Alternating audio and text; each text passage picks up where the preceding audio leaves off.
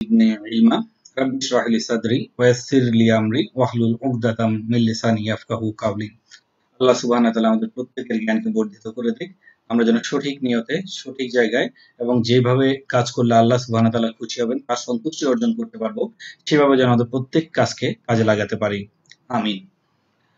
Dear friends, একটা information জানিয়ে রাখি, আমরা যে ট্রেনিং গুলো করছি, যেহেতু লাইভ ট্রেনিং এর যে পরিমাণ আমরা ইনফরমেশন দিতে পারি, লাইভ ট্রেনিং এর যে পরিমাণ আমাদের এক্সাইটমেন্টটা থাকে, দেখা যাচ্ছে যে এটা অনলাইন ট্রেনিং এ কিন্তু যেহেতু অনেক দূরত্ব থেকে দেওয়া হচ্ছে, যার কারণে সেই রকম কিন্তু আমরা পাচ্ছি না, যার কারণে ইনফরমেশনটা এখানে মূল আমাদের। আর ইনশাল্লাহ যখন আবার সরাসরি আমরা ট্রেনিং করব তখন আমরা নিশ্চয়ই একটু ডিফারেন্ট ট্রেনিং গুলোকে পাবো। যার কারণে আমার অবস্থান থেকে আপনাদের প্রত্যেককেই বলবো যে আপনারা আপনাদের অবস্থান থেকে ইনফরমেশন গুলোকে এখন গ্রহণ করুন। তো আমরা অলরেডি জেনে গেছি যে আজকের ট্রেনিং এর সাবজেক্টটা একটু ডিফারেন্ট একটা সাবজেক্ট নিয়েছি আমরা, যে ম্যাড ফর সাকসেস। আসলে সফলতার জন্য পাগলামিটা কতটুকু ইম্পর্টেন্ট, আজকের ট্রেনিংটা মূল ম্যাটারটা হচ্ছে এটা, যে পাগলামিটা আমার কতটুকু দরকার আমি যদি সফল হতে চাই সেক্ষেত্রে। তো আজকে ট্রেনিং এর মূল ম্যাটারটা আপনারা প্রত্যেকেই প্লিজ শুরু থেকেই মাথায় রাখুন, যে টোটাল ট্রেনিং এ মূল আমাদের একটাই অবজেক্টিভ হবে। সেই অবজেক্টিভটা হচ্ছে যে আমি আমার নিজের পাগলামিটাকে খুঁজে বের করা। আবারও বলছি যে ফুল ট্রেনিং এ আমরা চেষ্টা করব একটা জায়গায়, যে মাথার মাঝে খালি ঘুরাবো, মাথার মাঝে ভালো চিন্তা করব, অঙ্ক করব, বের করব যে আমার পাগলামিটা কোথায়, যে আমার পাগলামিটা কোন জায়গাটায়। যদি আমি আমার নিজের পাগলামিটাকে জানতে পারি যে এই জায়গায় আমার পাগলামি, কারণ প্রত্যেকটা মানুষের মাঝে পাগলামি আছে, প্রত্যেকটা মানুষের মাঝে পাগলামি আছে, ঠিক আছে? সো আমার পাগলামিটা কোথায় সেটা আমাকে আবিষ্কার করতে হবে, এবং ওই পাগলামিটাকে যখন আমি কনভার্ট করতে পারবো আমার সফলতার দিকে, ইনশাআল্লাহ আমি তখনই সফল হব। সো আজকে ট্রেনিংটা তখনই সফল হবে যখন আমরা আমাদের নিজের পাগলামির জায়গাটাকে খুঁজে বের করতে পারবো এবং ওই জায়গাটাকে পরবর্তীতে কনভার্ট করে নিব আমাদের বিজনেসের জন্য, আমাদের সফলতার জন্য, তখন ইনশাআল্লাহ অবশ্যই আমরা সফল হব।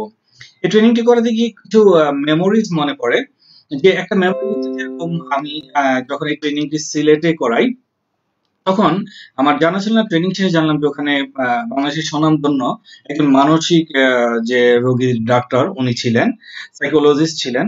তো তিনি ট্রেনিং শেষে বললেন আমি লন্ডনে এবং পৃথিবীর বিভিন্ন দেশে আমি যে পড়াশোনা করেছি মেডিকেলের উপর, ওখানে যে মূল মেসেজটা এখানে ঠিক সেই জিনিসটাই পাচ্ছি, যে মানুষের আসলে ওই যে ম্যাডনেসটা, প্রত্যেকটা মানুষের মাঝে যে একটা পাগলামিটা আছে, এটাই মূলত মানুষের ক্রিয়েটিভিটির জায়গা। এটা দিয়ে মানুষ মূলত জীবনে উত্থান করে, আবার এটার কারণে মানুষ জীবনে পতিত হয়ে যায়। তো তখন আমার খুব ভালো লেগেছে যে আলহামদুলিল্লাহ খুব সুন্দর সূক্ষ্ম একটা জিনিস আল্লাহ সুবহানাহু ওয়া তাআলা রহম করেছেন বলে সিলেক্ট করতে পেরেছি, এবং আলহামদুলিল্লাহ এটা এই ট্রেনিংটা ইমপ্লিমেন্ট করে আমরা আমাদের জীবনের যে কোনো ক্ষেত্রে সফলতা পেতে পারি যদি আমরা সেটাকে চাই, এবং ইনশাআল্লাহ আমি আশা করি সবাই সেটা পাবো, এবং সবাই আমাদের নিজের জীবনের প্রত্যেকের অবস্থান থেকে, যে আমরা আমাদের অবস্থান থেকে চেষ্টা করব যে আজকে আমাদের নিজের জীবনের পাগলামিটা কোন সেক্টরে আছে সেটাকে খুঁজে বের করা, এবং সেটাকে খুঁজে বের করে আমরা আমাদের অবস্থান থেকে যেন অবশ্যই আমরা আমাদের এই বর্তমান সেই পাগলামিটার সাথে আমার বর্তমান যে অবস্থান আছে সেই অবস্থানকে আমি সুন্দর করে অ্যাটাচ করে সামনের দিকে এগিয়ে যেতে পারি। তো চলুন আমরা আমাদের পাগলামি, যেহেতু সত্যিকার অর্থে আমরা সবাই নেটওয়ার্কার, আমরা নেটওয়ার্ক মার্কেটিং এ কাজ করছি, অর্থাৎ বেসিক যেটা ডিরেক্ট কথা যে আমাদের বিজনেস হচ্ছে নেটওয়ার্ক মার্কেটিং, অর্থাৎ আমাদের পাগলামিটা কিন্তু নেটওয়ার্কিং কে ঘিরেই। আর যেহেতু নেটওয়ার্কিং কে ঘিরে আমাদের পাগলামি, চলুন তাহলে আমরা আমাদের অবস্থান থেকে সেই নেটওয়ার্কিং কে ঘিরে আমাদের পাগলামিটাকে আমরা আসলে করতে পারছি কিনা, আসলে কি লেভেলে করছি, আসলে কিভাবে করা উচিত, এবং ওই যে পরবর্তীতে কম্পারিজনটায় আমরা চলে যাব। যে বলা যে আসলে দেখেন আমরা সবাই নেটওয়ার্কার, প্রত্যেকে আমরা নেটওয়ার্কার, উই আর নেটওয়ার্কার। এখন আমার কোশ্চেন আপনাদের প্রতি, আর উই নেটওয়ার্কার, আসলেও কি আমরা নেটওয়ার্কার? উত্তর আসবে ইয়েস, উই আর নেটওয়ার্কার, আমরা নেটওয়ার্কার, আসলে আমরা নেটওয়ার্কার। কিন্তু পৃথিবীতে সত্যিকার অর্থে যারা নেটওয়ার্কার পরিচয় দেয়, যারা নেটওয়ার্ক মার্কেটিং বিজনেস করে, তাদের মতো কিন্তু আমাদের কারোই এখনো অবস্থান হয়নি, বা তাদের মতো সেই ফেইথ আমাদের নাই, সেই গেইন আমাদের নাই, এবং সেরকম কোনো নেটওয়ার্ক মার্কেটিং কোম্পানিকেও আমরা এই পর্যন্ত পাইনি।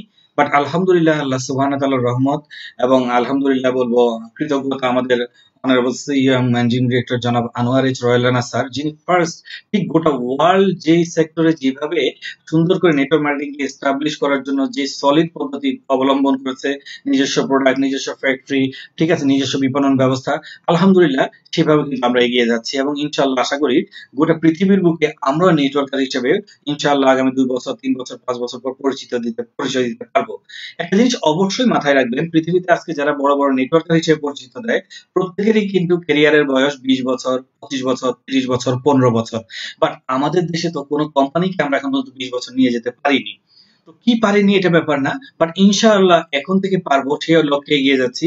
আলহামদুলিল্লাহ আমরা 7 বছরে পা দিয়েছি, দেখতে দেখতে এটা 10 বছর হবে, ইনশাআল্লাহ 15 হবে, 20 হবে। ইনশাআল্লাহ আমি স্বপ্ন দেখি একদিন ইনশাআল্লাহ আমার এই ক্যারিয়ারটি, আমার এই সিআইডিটি উত্তরাধিকার সূত্রে আমার সন্তান পরিচালিত করবে, আমি পৃথিবীতে চলে যাব, বাট ইনশাআল্লাহ আমার পজিশন চলবে। এইভাবে এক একজন নেটওয়ার্কারের একটা সিআইডির বয়স 20 বছর, 50 বছর, 100 বছর হবে। এটি আমার স্বপ্ন দেখি আমি এক্সিলেন্টকে দিয়ে সত্যি অর্থে মন থেকে বললাম, এবং ইনশাআল্লাহ আপনারাও আশা করি সেভাবে স্বপ্ন দেখছেন এবং দেখবেন, এবং সেভাবে আপনারা প্রত্যেকে এগিয়ে যাবেন। দেখুন, আমাদের ক্যারিয়ারটা কিন্তু অন্যান্য ক্যারিয়ারের মতো, লাইক নেটওয়ার্কার লাস্টে ইয়ার, দেখুন teacher, doctor, engineer, lawyer, barrister, প্রত্যেকটা জায়গায় ইয়ার, ঠিক নেটওয়ার্কার, যে তারা একটা নেটওয়ার্ক তৈরি করে এই নেটওয়ার্ক তৈরি করার মাধ্যমে একটা সেবা বা একটা সার্ভিস আমরা মানুষকে পৌঁছে দেই। আর যেহেতু বড় একটা নেটওয়ার্কে সেবা এবং সার্ভিস পৌঁছে দেই, যার কারণে ক্ষুদ্র ক্ষুদ্র কমিশনই একটা আমাদের জন্য বড় একটা আর্নিং নিয়ে আসে। এটাই হচ্ছে কিন্তু এই সেক্টরটার মূল সিক্রেট বা মূল বিটি, যেটি আমরা সবাই জানি। কিন্তু কথা হলো, we are networker but hour thinking is not like a networker. সত্যিকার অর্থে তাই আমরা নেটওয়ার্কার, কিন্তু আমাদের চিন্তা ভাবনাটা কিন্তু একজন নেটওয়ার্কারের মতো এখনো গড়ে ওঠেনি। আমাদের চিন্তা ভাবনাটা যখন নেটওয়ার্কারের চেয়ে গড়ে উঠবে, একটু নেটওয়ার্কারের মতো গড়ে উঠবে, তখন কিন্তু আমরা স্বতন্ত্র একটা পরিচয় দিব। নেটওয়ার্কার হবে একটা স্বতন্ত্র পরিচয়, এবং এটাকে সোসাইটি অনেক রিকগনাইজ করবে, সোসাইটি অনেক রেসপেক্ট করবে। আর সোসাইটি থেকে সেই রিকগনাইজেশন এবং রেসপেক্ট আসতে হলে সোসাইটিতে আরো যত কেরিয়ার আছে, সোসাইটিতে আরো যত পরিমাণ প্রফেশন আছে, সবাইকে আমাদের রেসপেক্ট দিতে হবে। সবাইকে সবার অবস্থান থেকে তাদের স্ব সম্মানে সম্মানিত করে আমাদের সম্মান আদায় করে নিতে হবে। Brother and sister, this is our first request আজকের এই ট্রেনিং এ, যে আমার পাগলামিটা আমি তখনই শুরু করবো, এবং পাগলামিটা সবাই তখনই অ্যাপ্রিসিয়েট করবে যখন আমি অন্যদেরকে অ্যাপ্রিসিয়েট করতে পারবো। কারণ পৃথিবীতে সবাই একটা কাজ করে বাঁচবে না। আল্লাহ সুবহানাহু ওয়া তাআলা কোরআনে বলে দিয়েছেন, আমি চাইলে গোটা পৃথিবীর সব মানুষকে একটা ধর্মে দীক্ষিত করতে পারতাম, একটা গ্রুপে পাঠাতে পারতাম, ভিন্ন ভিন্ন জাতিতে ভিন্ন ভিন্ন গ্রুপে বিভক্ত করে দিয়েছি, ভিন্ন ভিন্ন ধর্মে বিভক্ত করে দিয়েছি। রিজন কি? রিজন হচ্ছে তোমরা যেন পরিচিত হতে পারো এবং বেস্টটা যেন বেরিয়ে আসে। অতএব যদি আপনার কম্পেয়ার করার মতো কেউ না থাকে, তাহলে আপনি যে সেরা এটা বুঝবেন কিভাবে? বাট আপনি কখনোই এভাবে সেরা হতে পারবেন না অন্যদেরকে ছোট করে। বাট অন্যদের সাথে থেকে তাদেরকে সম্মানিত যখন করবেন, তারা যখন উল্টো আপনাকে রিকগনাইজ করবে, তখনই আমরা ইনশাআল্লাহ সম্মানিত হব। যার কারণে আমার আজকে আপনাদের সবার প্রতি আমার রিকোয়েস্ট, যতগুলো কেরিয়ার আছে কোনো কেরিয়ারই ছোট নয়। একজন রিক্সা চালক, তারটাও কেরিয়ার। একজন বাজারে ছোট্ট একটা দোকান নিয়ে বসছেন, সবজি বিক্রি করেন, তারটাও কেরিয়ার। একজন টিচার, একজন ডক্টর, একজন ইঞ্জিনিয়ার, একজন লয়ার। সমাজে যদি এক একজন একটা রোল প্লে না করতো, তাহলে কিন্তু আমরা কোনোভাবেই সমাজে টিকে থাকতে পারতাম না।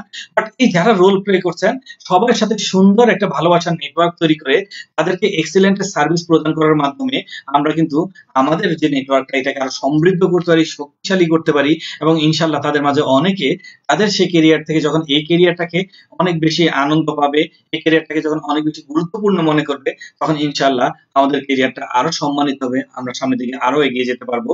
এবং গোটা পৃথিবীতে নেটওয়ার্কাররা যেভাবে সমাদৃত হয়ে আসছেন, যেভাবে সম্মানিত হয়ে আসছেন, ইনশাআল্লাহ আমাদের দেশেও আমরা সেটা পাবো। বাট আমরা পাওয়ার আগে আমরা সবাইকে দেব, এটি অবশ্যই আমরা মাথায় রাখবো। Because we don't know the power of networking. সত্যিকার অর্থে তাই আমরা নেটওয়ার্কিং এর পাওয়ারটা জানি না। আপনি যখন নেটওয়ার্কিং এর পাওয়ারটা জানবেন, যখন এই নেটওয়ার্কিংটাকে উপভোগ করবেন, বললাম তো ইনশাআল্লাহ উপভোগ করে যান, দেখবেন 3 বছর, 5 বছর, 7 বছর, 10 বছর পর এটার পাওয়ার কত বিস্তৃত, এটা আপনাকে কত দিক দিয়ে হেল্প করছে, কত দিক দিয়ে আপনাকে আপনার কোঅপারেশন করছে, এবং কত দিক দিয়ে আপনি এটা দ্বারা হেল্প পাচ্ছেন। দ্যাটস ওয়াই আমি আপনাদের প্রতি প্রত্যেকটা রিকোয়েস্ট করবো একটি জিনিস, যে আজকে থেকে নেটওয়ার্কিং এর পাওয়ারটা আমরা জানতে চেষ্টা করব। চলুন নেটওয়ার্কিং এর পাওয়ার জানার আগে, যে এই নেটওয়ার্কিং ভাবনাটা কোথা থেকে আসলো, ক্যারিয়ারের রেভলিউশনটা কোন জায়গা থেকে ঘটলো, আমরা একটু আইডিয়া নিয়ে নিই। যে ক্যারিয়ার রেভলিউশন, যে পৃথিবীতে এই ক্যারিয়ার গুলো কিভাবে মানুষের কাছে আসলো, সেক্ষেত্রে দেখবো যে আমি কি বলেছি, যে ক্যারিয়ার রেভলিউশন দেখলে আমরা দেখবো নেটওয়ার্কিংটা হচ্ছে সবচেয়ে লেটেস্ট মানে হচ্ছে নেটওয়ার্কিং সর্বকনিষ্ঠ। আর পরিবারের সবচেয়ে ছোট ছেলেটা যদি অনেক বেশি ইনকামও করে, বাট তার যদি গলা অনেক উঁচু হয়, অন্যরা কিন্তু ইনকাম কম করলো তাই কিন্তু ঘর থেকে বের করে দেয়। কথাটা মাথায় রাখতে হবে, আবারও বলছি।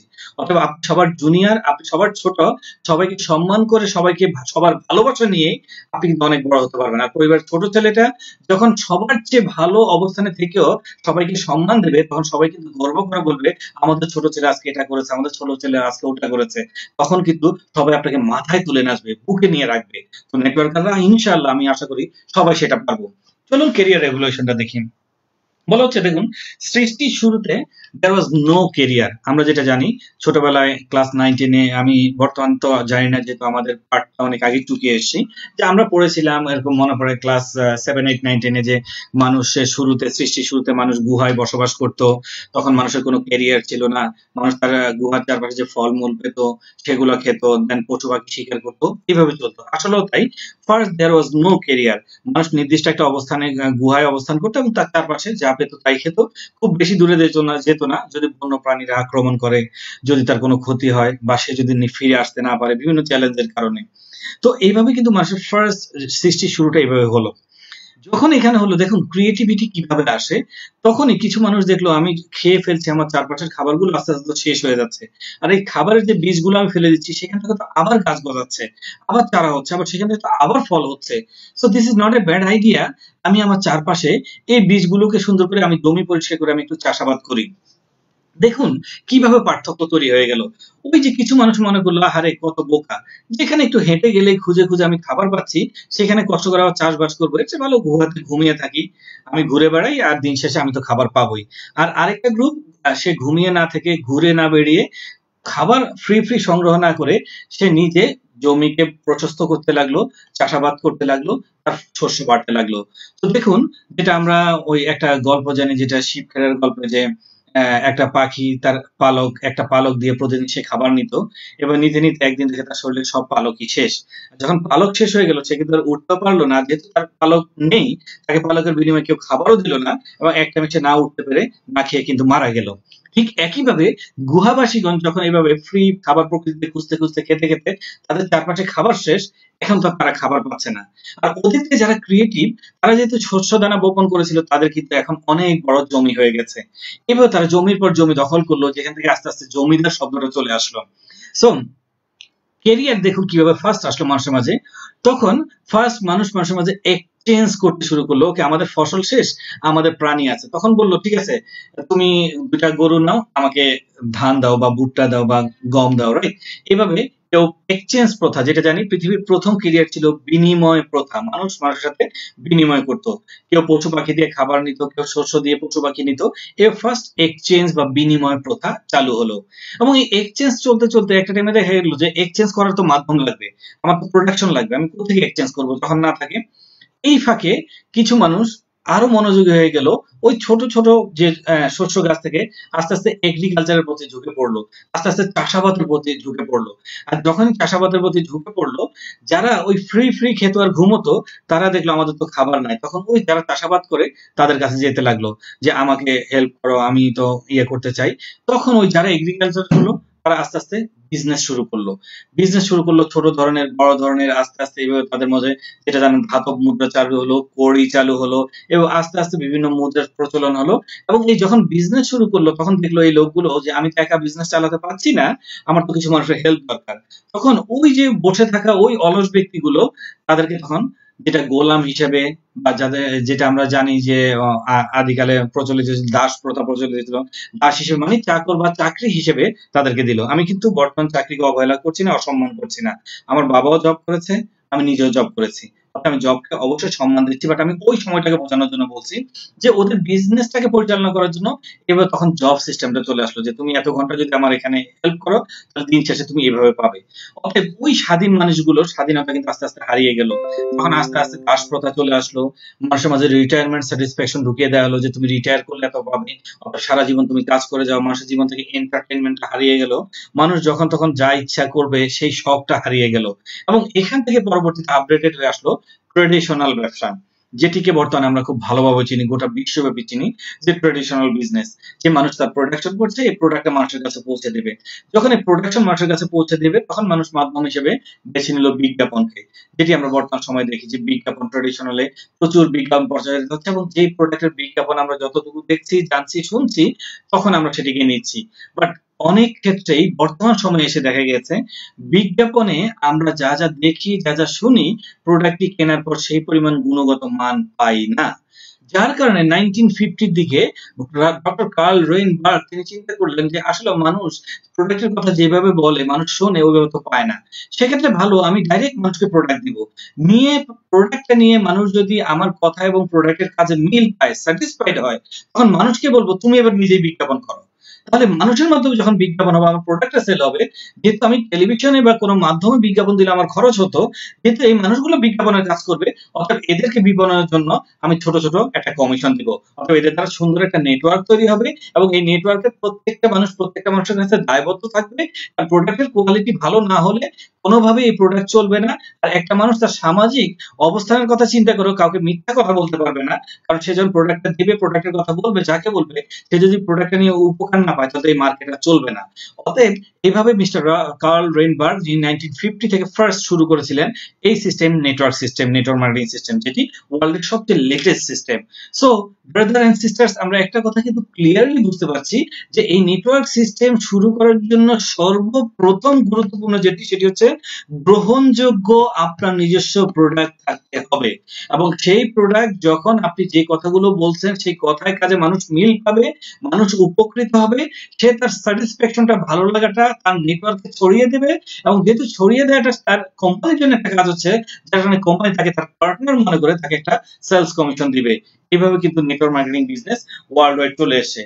আর যখনই নেটওয়ার্ক মার্কেটিং সিস্টেম চলে আসছে, মানুষ আবার দেখলো যে এর মাঝে তো আসলে অনেক বড় সোশ্যাল একটা নেটওয়ার্ক তৈরি হচ্ছে। অতএব এখানে তখন লিগ্যালের পাশাপাশি ইলিগ্যাল অনেক কিছু চলে আসলো। Not in network marketing system. আমরা জানি পৃথিবীর প্রত্যেকটা জিনিসে, বাজারে যখন ভালো একটা মোবাইল আসে, তার কপি ফোন চলে আসে। বাজারে যখন ভালো একটা জিনিস আসে, তার কপি চলে আসে। মার্কেটে যখন একটা গান খুব হিট করে, সুপার ডুপার, দেখবেন ওই সুরে আরো কয়েকটা গান বেরিয়ে যায়। এটা কিন্তু কমন। কিছু মানুষ তো বসেই থাকে এটার জন্য, নকলবাজ বা যারা এটাই করে, যারা এটা করে মজা পায়। অর্থাৎ ঠিক নেটওয়ার্ক মার্কেটিংটাও যখন লিগ্যালি শুরু হলো, এটার পাশাপাশি ইলিগ্যালি তখন থেকে শুরু হয়ে গেছে, এখনো আছে, আজকেও আছে, আগামীতেও থাকবে। বাট এর মাঝে আপনাকে সঠিকটি, সুন্দরটি বের করে নিতে হবে। আর এটির জন্য আপনাকে ধীরে, ধৈর্যের সাথে, ভালোবাসা দিয়ে কাজ করে যেতে হবে। আর যদি আমরা করে যেতে পারি, ইনশাআল্লাহ অবশ্যই আমরা ক্রিয়েটিভ কিছু পারবো। আমি আশা করি যে ইনশাআল্লাহ আমরা সবাই ক্রিয়েটিভ হব, এবং ক্রিয়েটিভ কিছু গোটা দেশকে, জাতিকে আমরা উপহার দিতে পারবো। বিল গেটস এর কথাটা আমার খুব মনে পড়ে। বি এ নেটওয়ার্কার, একজন নেটওয়ার্কার হবেন কখনই। বিল গেটস বলেছিল, I studied everything but never top, যে আমি প্রত্যেকটা বিষয়ে পড়াশোনা করেছি, বাট কখনো না আমি সেরা হতে পারিনি। But the toppers of the best universities are my employee, যে দেখুন কত সুন্দর কথা, যে আমি সকল বিষয়ে পড়াশোনা করেছি, বাট আমি কখনো টপ বা সেরা হতে পারিনি। বাট আজকে পৃথিবীর সেরা সেরা ইউনিভার্সিটির সেরা সেরা স্টুডেন্টরা আমার কোম্পানিতে এমপ্লয়ি। তো ঠিক কেন জানি রয়্যাল রানার সাথে মিলে যাচ্ছে আমাদের অনারেবল এমডি স্যার সাথে। উনিও পড়াশোনা করেছেন, পড়াশোনায় কখনো টপ হননি, বাট যে পাগলামি ছিল নেটওয়ার্কিং এ, সেই নেটওয়ার্কিংটাকে এতটা ভালোবেসেছেন। বাংলাদেশে নেটওয়ার্ক মার্কেটিং এ সেই 2000 সাল থেকে তিনি স্টাডি করে গেছেন, 2000 সাল থেকে এখানে ইনভলভ ছিলেন, এবং 2000 সাল থেকে যে যে অপূর্ণতাগুলো পেয়েছেন, সেই অপূর্ণতাগুলোকে রোধ করার জন্য নিজে একটা ইনিশিয়েটিভ নিয়েছেন 2013-তে। আলহামদুলিল্লাহ, যাদের হাত ধরে তিনি নেটওয়ার্ক মার্কেটিং শিখেছেন, তারাও আজকে তার এখানে কাজ করছে, তার টিমে আছে, তার কোম্পানিতে আছে। এটি গর্বের, এটি আনন্দের, এটি সবার জন্য একটি ভালো লাগার, ভালোবাসার বিষয়। স্যারের জন্য স্যালিউট। এবং ইনশাআল্লাহ আমরা এভাবে সামনের দিকে এগিয়ে যেতে চাই, ক্রিয়েটিভ হয়ে এগিয়ে যেতে চাই।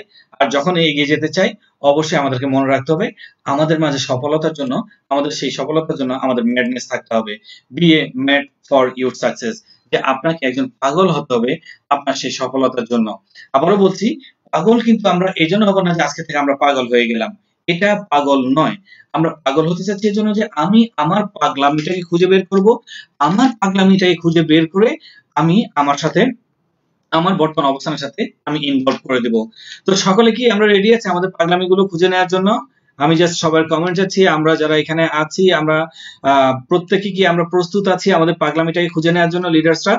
যদি খুঁজে নেওয়ার জন্য রেডি থাকি, আমি আবারও বলবো আপনাদের অন্যান্য কমেন্টের পাশাপাশি আমি চাই আজকে 7 তারিখ, 8, 9, 10 এই 3 দিনের মধ্যে কে কতটুকু পাগলামি করব, কার কতটুকু ভিতরে ক্রিয়েটিভিটি আছে, কে কতটুকু সেলস লিডার, কে কতটুকু সেলস দেখাতে পারবো, সেটি অবশ্যই আপনাদের কমেন্টে চাবো, যেটি আমাকে অনেক বেশি মোটিভেট করবে এবং ইনশাআল্লাহ ট্রেনিং শেষে আমি একে একে আপনাদের সেগুলোর প্রত্যেকটার উত্তর দেওয়ার চেষ্টা করব। So be a mad for your success. চলুন, আপনি আপনার সাকসেসের জন্য পাগল হওয়ার আগে আপনাকে চিন্তা করতে হবে পৃথিবীতে কোথায় কোথায় পাগলামি আছে, সেগুলো আমরা একটু দেখে নেব। যেহেতু বলেছি যে পাগলামি গুলোকে দেখেই আমি আমার পাগলামিটাকে আবিষ্কার করবো, চলুন কিছু পাগলামি দেখে নিই, এর মধ্যে আমরা খুঁজে পাই কিনা আমাদের পাগলামিকে। বলা হচ্ছে every beginner become mad for learn, যে প্রত্যেকটা বিগিনার পাগল হয়ে যায় শেখার জন্য।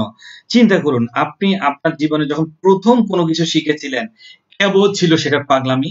একটু চিন্তা করে দেখুন, একটু মনে করে দেখুন আপনার ছোটবেলা থেকে। সেই ছোটবেলায় যখন আপনি কিছুই বুঝতেন না, কিছুই জানতেন না, তখনই কিন্তু আপনি শুরু করেছিলেন ফার্স্ট মাম মাম মাম মাম, কথা বলার জন্য পাগল হয়ে গিয়েছিলেন। উল্টা পাল্টা যাই আসুক আপনি কিন্তু বলে গেছেন, বাট আপনার ওই কথাটি কিন্তু সবাই অ্যাপ্রিসিয়েট করেছে, সবাই মজা পেয়েছে। আপনি কিন্তু সেই জন যিনি ফার্স্ট, আপনি আপনার জীবন থেকে এরকম অনেকগুলো এক্সাম্পল পেতে পারেন। আপনি যখন ফার্স্ট ধরে নিন কোনো একটা খেলা শিখেছিলেন, তখন কেমন পাগলামি ছিল আপনার মাঝে। আপনি যখন হাতে লিখা শিখেছিলেন, মনে পড়ে কিনা আপনার মাঝে কেমন পাগলামি ছিল। তখন কিন্তু এক একটা অক্ষর লিখতে আপনার অনেক কষ্ট হতো, বাট আপনি কিন্তু আজকে গল্প লিখতে পারছেন, কবিতা লিখতে পারছেন। বাট একদিন কিন্তু কোনো একটা পাগলামি যদি আপনার মাঝে না থাকতো, তাহলে আপনি ইংলিশ, আরবি, বাংলা এত কিছু কিন্তু আপনি শিখতে পারতেন না। আমি যেটা আসলে এই ট্রেনিংটা খুব টাচ করে, যেহেতু লাইভ ট্রেনিং হলে খুব মজা হতো, তারপর আমাদের অবস্থান থেকে এখান থেকে আমরা এনজয় করতে পারবো। যে দেখা যাচ্ছে যে আমাদের বিগিনিং এর যেরকম একটা এক্সাম্পল আমি সবসময় দিয়ে থাকি, যে কারা কারা, আমি জানি না কারা কারা জীবনে বাইসাইকেল চালিয়েছেন। এটা যখন ট্রেনিং এ দেখি যে 70-80% পিপল বাইসাইকেল চালিয়েছেন। তো আমার জীবনের বিগিনিংটা বলি, যে যখন ফার্স্ট সাইকেল দেখলাম, এটা 1992-93 ওই টাইমের কথা বলছি। যে ওই টাইমে কিন্তু আসলে ছোট সাইকেল ছিল, খুব এক্সপেন্সিভ এবং রেয়ার। তখন ওই যে হিরো সাইকেল ছিল, ফনিক্স সাইকেল ছিল, বাট সাইকেল গুলো ছিল অনেক বড়। বাট সাইকেল অনুসারে আমার সাইজ ছিল অনেক ছোট, যার কারণে তখন দেখা যেত সাইকেল চালানোর জন্য কি করতাম, সাইকেলের মাঝে যে রডটা আছে, রডের মাঝে পা ঢুকিয়ে দিয়ে তারপরে সাইকেল চালানো প্র্যাকটিস করতাম। বাট এই প্র্যাকটিস করতাম কিন্তু অনেক দূরে যেয়ে। কেন করতাম দূরে যেয়ে? কারণ রডের মধ্যে দিয়ে পা ঢুকিয়ে সাইকেল চালানো একটা ইজ্জতের ব্যাপার মনে হতো, যে মান সম্মানের ব্যাপার মনে হতো, যার কারণে কিন্তু অনেক দূরে যেয়ে চালাতাম। আর যখন চালাতাম, দেখেন খালি মাঠ, খোলা মাঠ, কোনো কিছু নেই, এক হাতে হ্যান্ডেলটা ধরে আরেক হাতে রডটা ধরে ভিতরে যে সাইকেল চালাচ্ছি, সামনে কেউই নেই, তারপর কিন্তু সাইকেল দাম করে কিন্তু একটা গর্তের মধ্যে পড়ে যাচ্ছে। অবাক করা, যে কিছুই নাই, সামনে কোনো কিছুই নাই, সাইকেল কিন্তু অটোমেটিক পড়ে যাচ্ছে। এবং পড়ে গিয়ে দেখা যাচ্ছে যে পরবর্তীতে পাটা কেটে গেল, রক্ত বেরোলো। দেখা যাচ্ছে যে গরমকালে তখন ফুল প্যান্ট পরে ঘুরতাম, কারণ ছোটবেলায় কিন্তু বাচ্চারা হাফ প্যান্ট পরে গরমকালে, কারণ পাটা কেটে গেছে, এটা যদি কাউকে দেখে এটাও তো একটা ইজ্জতের ব্যাপার, রাইট? তো চিন্তা করে দেখুন, সে আপনি কিন্তু আস্তে আস্তে পরবর্তী সিটের উপর উঠলেন, প্যাডেল লাগাল পাচ্ছেন না, তারপরে এক পা দিয়ে শিখলেন, এবং আস্তে আস্তে শিখলেন, এবং শিখতে শিখতে শিখতে শিখতে কিন্তু একটা টাইমে আপনি এই সাইকেলটাকে আপনার পুরো নিয়ন্ত্রণে নিয়ে আসলেন। এবং একটা টাইমে কিন্তু আপনি 2 হাত ছেড়ে সাইকেল চালাচ্ছেন। একটা টাইমে কিন্তু আপনার পাশে সাই সাই করে গাড়ি যাচ্ছে, অনেক কিছু যাচ্ছে, রাস্তা চিকন রাস্তা দিয়ে সাইকেল চালাচ্ছেন, সাইকেল কিন্তু আপনার পড়ছে না। একটা টাইমে আপনার ঘাড়ে একজনকে উঠালেন, সামনে রডে একজনকে বসালেন, পেছনে একজনকে বসালেন, তারপর হাত ছেড়ে সাইকেল চালাচ্ছেন, সাইকেলটা কিন্তু আর পড়ছে না। সো চিন্তা করে দেখুন যে আপনার সেই স্টার্টিংটা কত কষ্টের ছিল, আর পরবর্তীতে এই যে আনন্দ করে চালাচ্ছেন, এটা কত কষ্ট। ইয়েস, পরবর্তী যখন চালাচ্ছেন কোনোই কষ্ট নেই। আর সাইকেলে যখন প্রথম 1টা 2টা 3টা প্যাডেল মারেন, তখন অনেক এনার্জি যায়, বাট যখন সাইকেলটা একটা গতিতে চলে আসে, তখন কিন্তু পাটা বলালেই সাইকেল কিন্তু চলছে।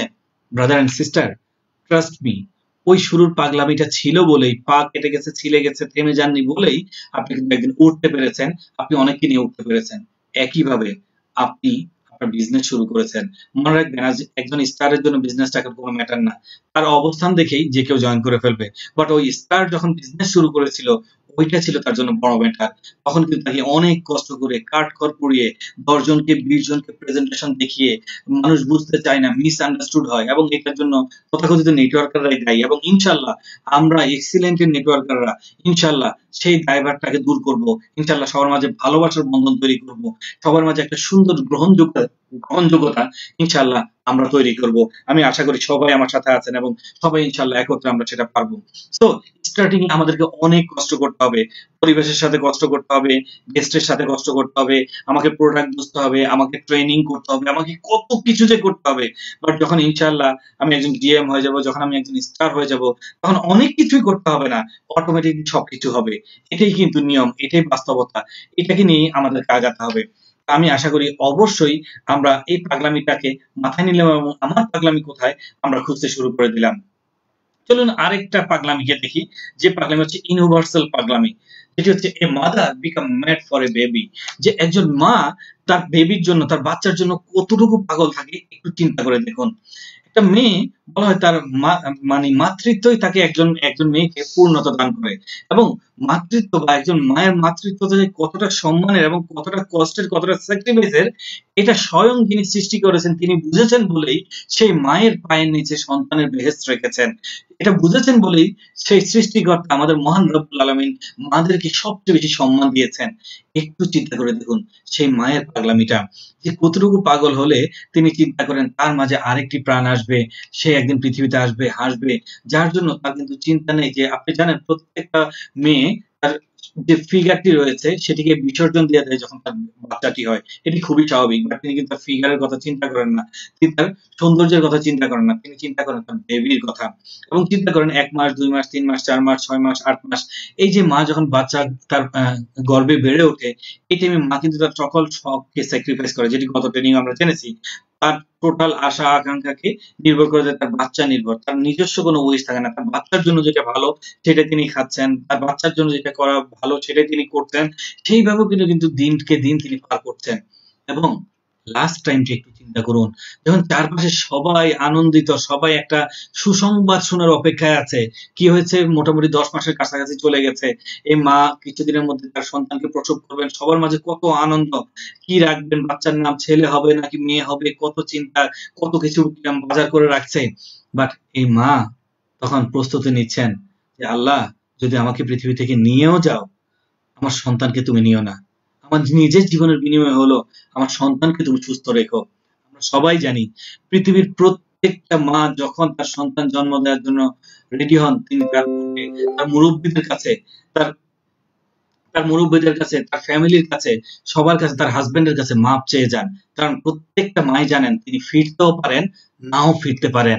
চিন্তা করতে পারেন কতটুকু পাগলামি করে আমাদের মা আমাদেরকে কত বড় পাগলামি করে আমাদেরকে পৃথিবীতে আসার জন্য রাস্তা করে দিয়েছেন।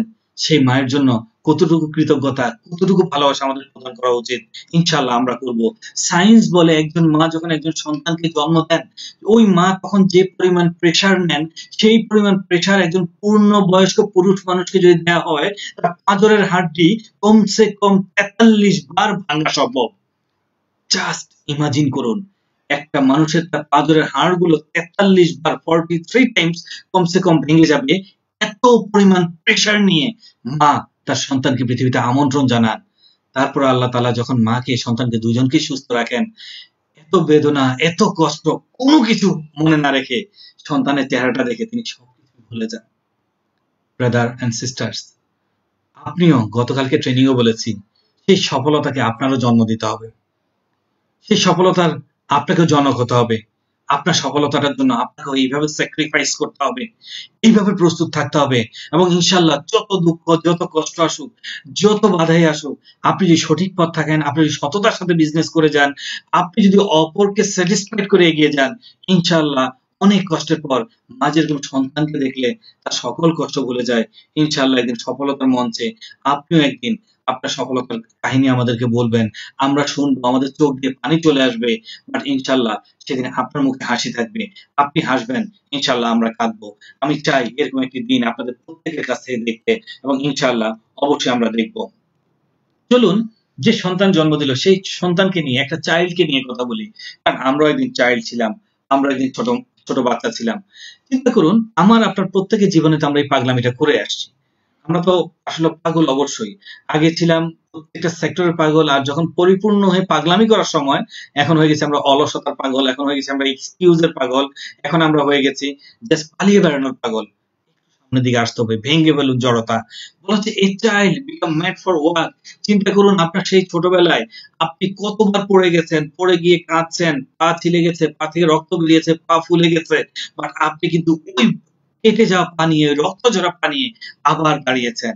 আপনি হামাগুড়ি দিতে পছন্দ করেন নাই, আপনি 2 পা দিয়ে দাঁড়ানোর জন্য বারবার দাঁড়িয়েছেন, ধাপ করে পড়ে গেছেন, আবার দাঁড়িয়েছেন, আবার পড়ে গেছেন। ব্রাদার এন্ড সিস্টার্স, যদি ওই দিন আপনার পা কেটে যাওয়ার পর, পা ফুলে যাওয়ার পর আপনি কেঁদে কেটে যদি সিদ্ধান্ত নিতেন যে আমি আর চেষ্টা করব না, তাহলে কিন্তু আজকে জানোয়ারের মতো আমরা 4 পায়ে হাঁটতাম, পশু পাখির মতো 2 হাতকেও আমাদের পা বানিয়ে ফেলতাম। বাট আলহামদুলিল্লাহ, আল্লাহ সুবহানাহু ওয়া তাআলার সৃষ্টি সেরা জীব আল্লাহ তাআলা সেই আমাদের প্রথম বিন্দুতে আমাদেরকে ফাইটিং শিখিয়েছে, যার কারণে জন্মের পরও আমি আমার 2 পায়ে দাঁড়ানোর জন্য বারবার ফাইট করেছি, পাগলামি করেছি, রক্ত ঝরেছে, ব্যথা পেয়েছি, কেঁদেছি, বাট ছাড় দেইনি। আমরা কিন্তু সফল আলহামদুলিল্লাহ হয়েছি। সেই ছোটবেলা থেকে আস্তে আস্তে বড় হয়ে আমরা চলে এসেছি পড়াশোনার জীবনে। চলুন, যে আমাদের পাগলামিটা চলে এসেছে কোথায়? স্টাডিতে। A student become mad for his study. চিন্তা করুন যে একজন ভালো স্টুডেন্ট কতটা পাগল থাকে তার স্টাডির জন্য, বা আপনি আপনার জীবনে কতটুকু পাগলামি ছিল সে পড়াশোনা করার জন্য। চিন্তা করুন, ক্লাস 1 থেকে 10 এসএসসি পাস করব, বাট আমি জানি এসএসসি পাস করে কোনো গ্রহণযোগ্য কোনো কিছুই পাবো না, বাট কখনোই তো এটা ভেবে আমি পড়াশোনা বন্ধ করিনি। দেন ইন্টার করবো আরো 2 বছর, তারপর আমি জানি গ্রহণযোগ্য কোনো জব পাবো না, তারপর তো আমি থেমে যাইনি। তারপর আমি অনার্স করলাম 4 বছর, মাস্টার্স করলাম, মোটামুটি 16 থেকে 17 বছর পার করে দিলাম স্টাডির। তারপরও 17 বছর অতিক্রম করার পরও কাঙ্ক্ষিত জবটা কিন্তু ম্যাক্সিমাম মানুষই পান না। তাই বলে কি পড়াশোনা বন্ধ হয়ে গেছে? তাই বলে কি কেউ বলেছে পড়াশোনা করো না? কেউ তো বলেনি, কেউ তো থেমে নেই। সবাই তো মনে করছে, এবং সত্যি তাই, যত বেশি পড়াশোনা করব ততই জ্ঞান খুলবে, ততই জানবো, ততই বুঝবো, ততই কিন্তু আমরা সঠিক সিদ্ধান্ত নিতে পারবো। যার কারণে পড়াশোনা আসলে চাকরির জন্য করিনি, পড়াশোনা করেছি নিজেকে শিক্ষিত করার জন্য, নিজের জ্ঞানটাকে খোলার জন্য। এবং আলহামদুলিল্লাহ, কারণ আমাদের পবিত্র কোরআনে প্রথম যে বাণীটি নাযিল হয়েছিল, ইকরা বিসমি রাব্বিকাল্লাযী খালাক, পাঠ করো তোমার প্রভুর নামে যিনি তোমাকে সৃষ্টি করেছেন। প্রথম কথাটি ছিল পড়ো পড়ো পড়ো। সেই পড়া আমাদের পড়তে হবে। আমি জানি সবাই এখানে যারা ইয়াং আছেন, আপনাদের প্রত্যেকের প্রতি রিকোয়েস্ট, সর্বপ্রথম আপনার জন্য সর্বপ্রথম প্রায়োরিটি হচ্ছে আপনার পড়াশোনা। যে একজন ভালো স্টুডেন্ট, সে একজন ভালো অলরাউন্ডার, সে সবই পারে, সে সবকিছুই পারে, সে ভালো বিজনেসও করতে পারবে, সে ভালো সবকিছুই করতে পারবে। এই জন্য যখন আপনি ভালো একজন স্টুডেন্ট হবেন, ভালো একটি রেজাল্ট করবেন, আপনার রেজাল্ট ভালো হলে তখন যখন আপনি পাশাপাশি কিছু করতে চাইবেন, আপনার সমাজ, আপনার বাবা মা, আপনার ফ্যামিলি আপনাকে সাপোর্ট করবে যে হ্যাঁ, সে তার পড়াশোনা ঠিক রাখছে, সে তার সব ঠিক রাখছে, অতএব কেন সাপোর্ট করবো না। আর যখন পড়াশোনায় আপনি ঠিক রাখবেন, ইনশাআল্লাহ একদিন আপনি এক্সিলেন্টের জন্য একটা অ্যাসেট হবেন, বাংলাদেশের জন্য একটা অ্যাসেট হবেন, গোটা পৃথিবীর জন্য একটা অ্যাসেট হবেন। গোটা পৃথিবীব্যাপী ইনশাআল্লাহ আপনি একদিন দাপিয়ে বেড়াবেন, মানুষকে ট্রেন আপ করবেন, মানুষকে ইনফরমেশন দিবেন। সো আপনারা যারা স্টুডেন্ট আছেন, অবশ্যই আপনার পাগলামি থাকবে স্টাডির জন্য। আর যারা স্টাডি কমপ্লিট করে এসেছেন, চিন্তা করুন সেই টাইমে কতটা পাগলামি করেছেন, রাত জেগে পড়াশোনা করেছেন, নোটের জন্য ছুটেছেন, ক্লাস মিস দেননি, কতটা কষ্ট করেছেন। তো ঠিক জীবনে 16 বছর কষ্ট করে কি পেলেন হিসাব করে যদি করেন চাকরির সাথে, এটা অন্যায় হবে। যে শিক্ষাটা পেয়েছেন সেই শিক্ষাটাকে কাজে লাগান, এবং চিন্তা করুন 16 বছর শিখে যে জ্ঞান নিয়েছি, সেই জ্ঞান থেকে অন্তত যেহেতু একটা প্ল্যাটফর্ম পেয়েছি, এই প্ল্যাটফর্মে 3টা বছর কাজে লাগে সেই জ্ঞান দিয়ে। যেখানে 10 বছর গেল, 4 বছর গেল, আমি জাস্ট সময় পার করেছি, ইনশাআল্লাহ এখানে 3টা বছর আমি দেই, ইনশাআল্লাহ একটু পাগলামির সাথে দেই। পড়াশোনায় যেরকম সিরিয়াস ছিলাম সেরকম আমার এখানে কাজে সিরিয়াস হই, ট্রেনিং এ যেগুলো শিখেছি সেগুলো ইমপ্লিমেন্ট করি, যেভাবে কাজ করতে বলা হচ্ছে সেভাবে কাজ করি, ইনশাআল্লাহ অবশ্যই আমরা রেজাল্ট পাবো। দেন দেখুন, জীবনের একটা পার্ট যেটিকে আমরা মেনেই নিতে হয়, পড়াশোনার পাশাপাশি চলে আসে একটা কথা, যেটি আমাদের জীবনে, প্রত্যেকের জীবনে চলে আসে, ভালোবাসা। আর এই ভালোবাসাটা কিন্তু শুধুমাত্র একান্তিক না, যে হ্যাঁ একটা ছেলের একটা মেয়ের প্রতি ভালোবাসা, এটিই নয়। ভালোবাসাটা হতে পারে বাবা মার সন্তানের প্রতি, সন্তানের বাবা মার প্রতি। কারণ আপনার ছোটবেলা থেকে আপনার ছোট থেকেই যে ভালোবাসার সূত্রটাই কিন্তু হয়েছিল বাবা মাকে দিয়ে। দেন আপনার ভালোবাসা কনভার্ট হয়ে গেছে আপনার খেলনার প্রতি, আপনার আপনি আপনার অবস্থান থেকে ছোটবেলা থেকে যাদেরকে, যে বন্ধুদের সাথে মিশছেন তাদের প্রতি। দেন আস্তে আস্তে বড় হলেন, আপনার ভালোবাসাটা কনভার্ট হলো, এবং আপনি যখন এই যে অনার্স মাস্টার্স বা আপনি যখন এরকম ম্যাচিউর হলেন, তখন একটি মেয়ের প্রতি আপনার ভালোবাসা ক্রিয়েট হলো। আপনি আপনার জীবনে চিন্তা করুন, প্রত্যেকটা মানুষ যারা আজকে এখানে আছেন, জানি না কে কোন বয়সে আছেন, আমাদের নেক্সট একটা ট্রেনিং আছে যদি আল্লাহ রহম করে ইনশাআল্লাহ।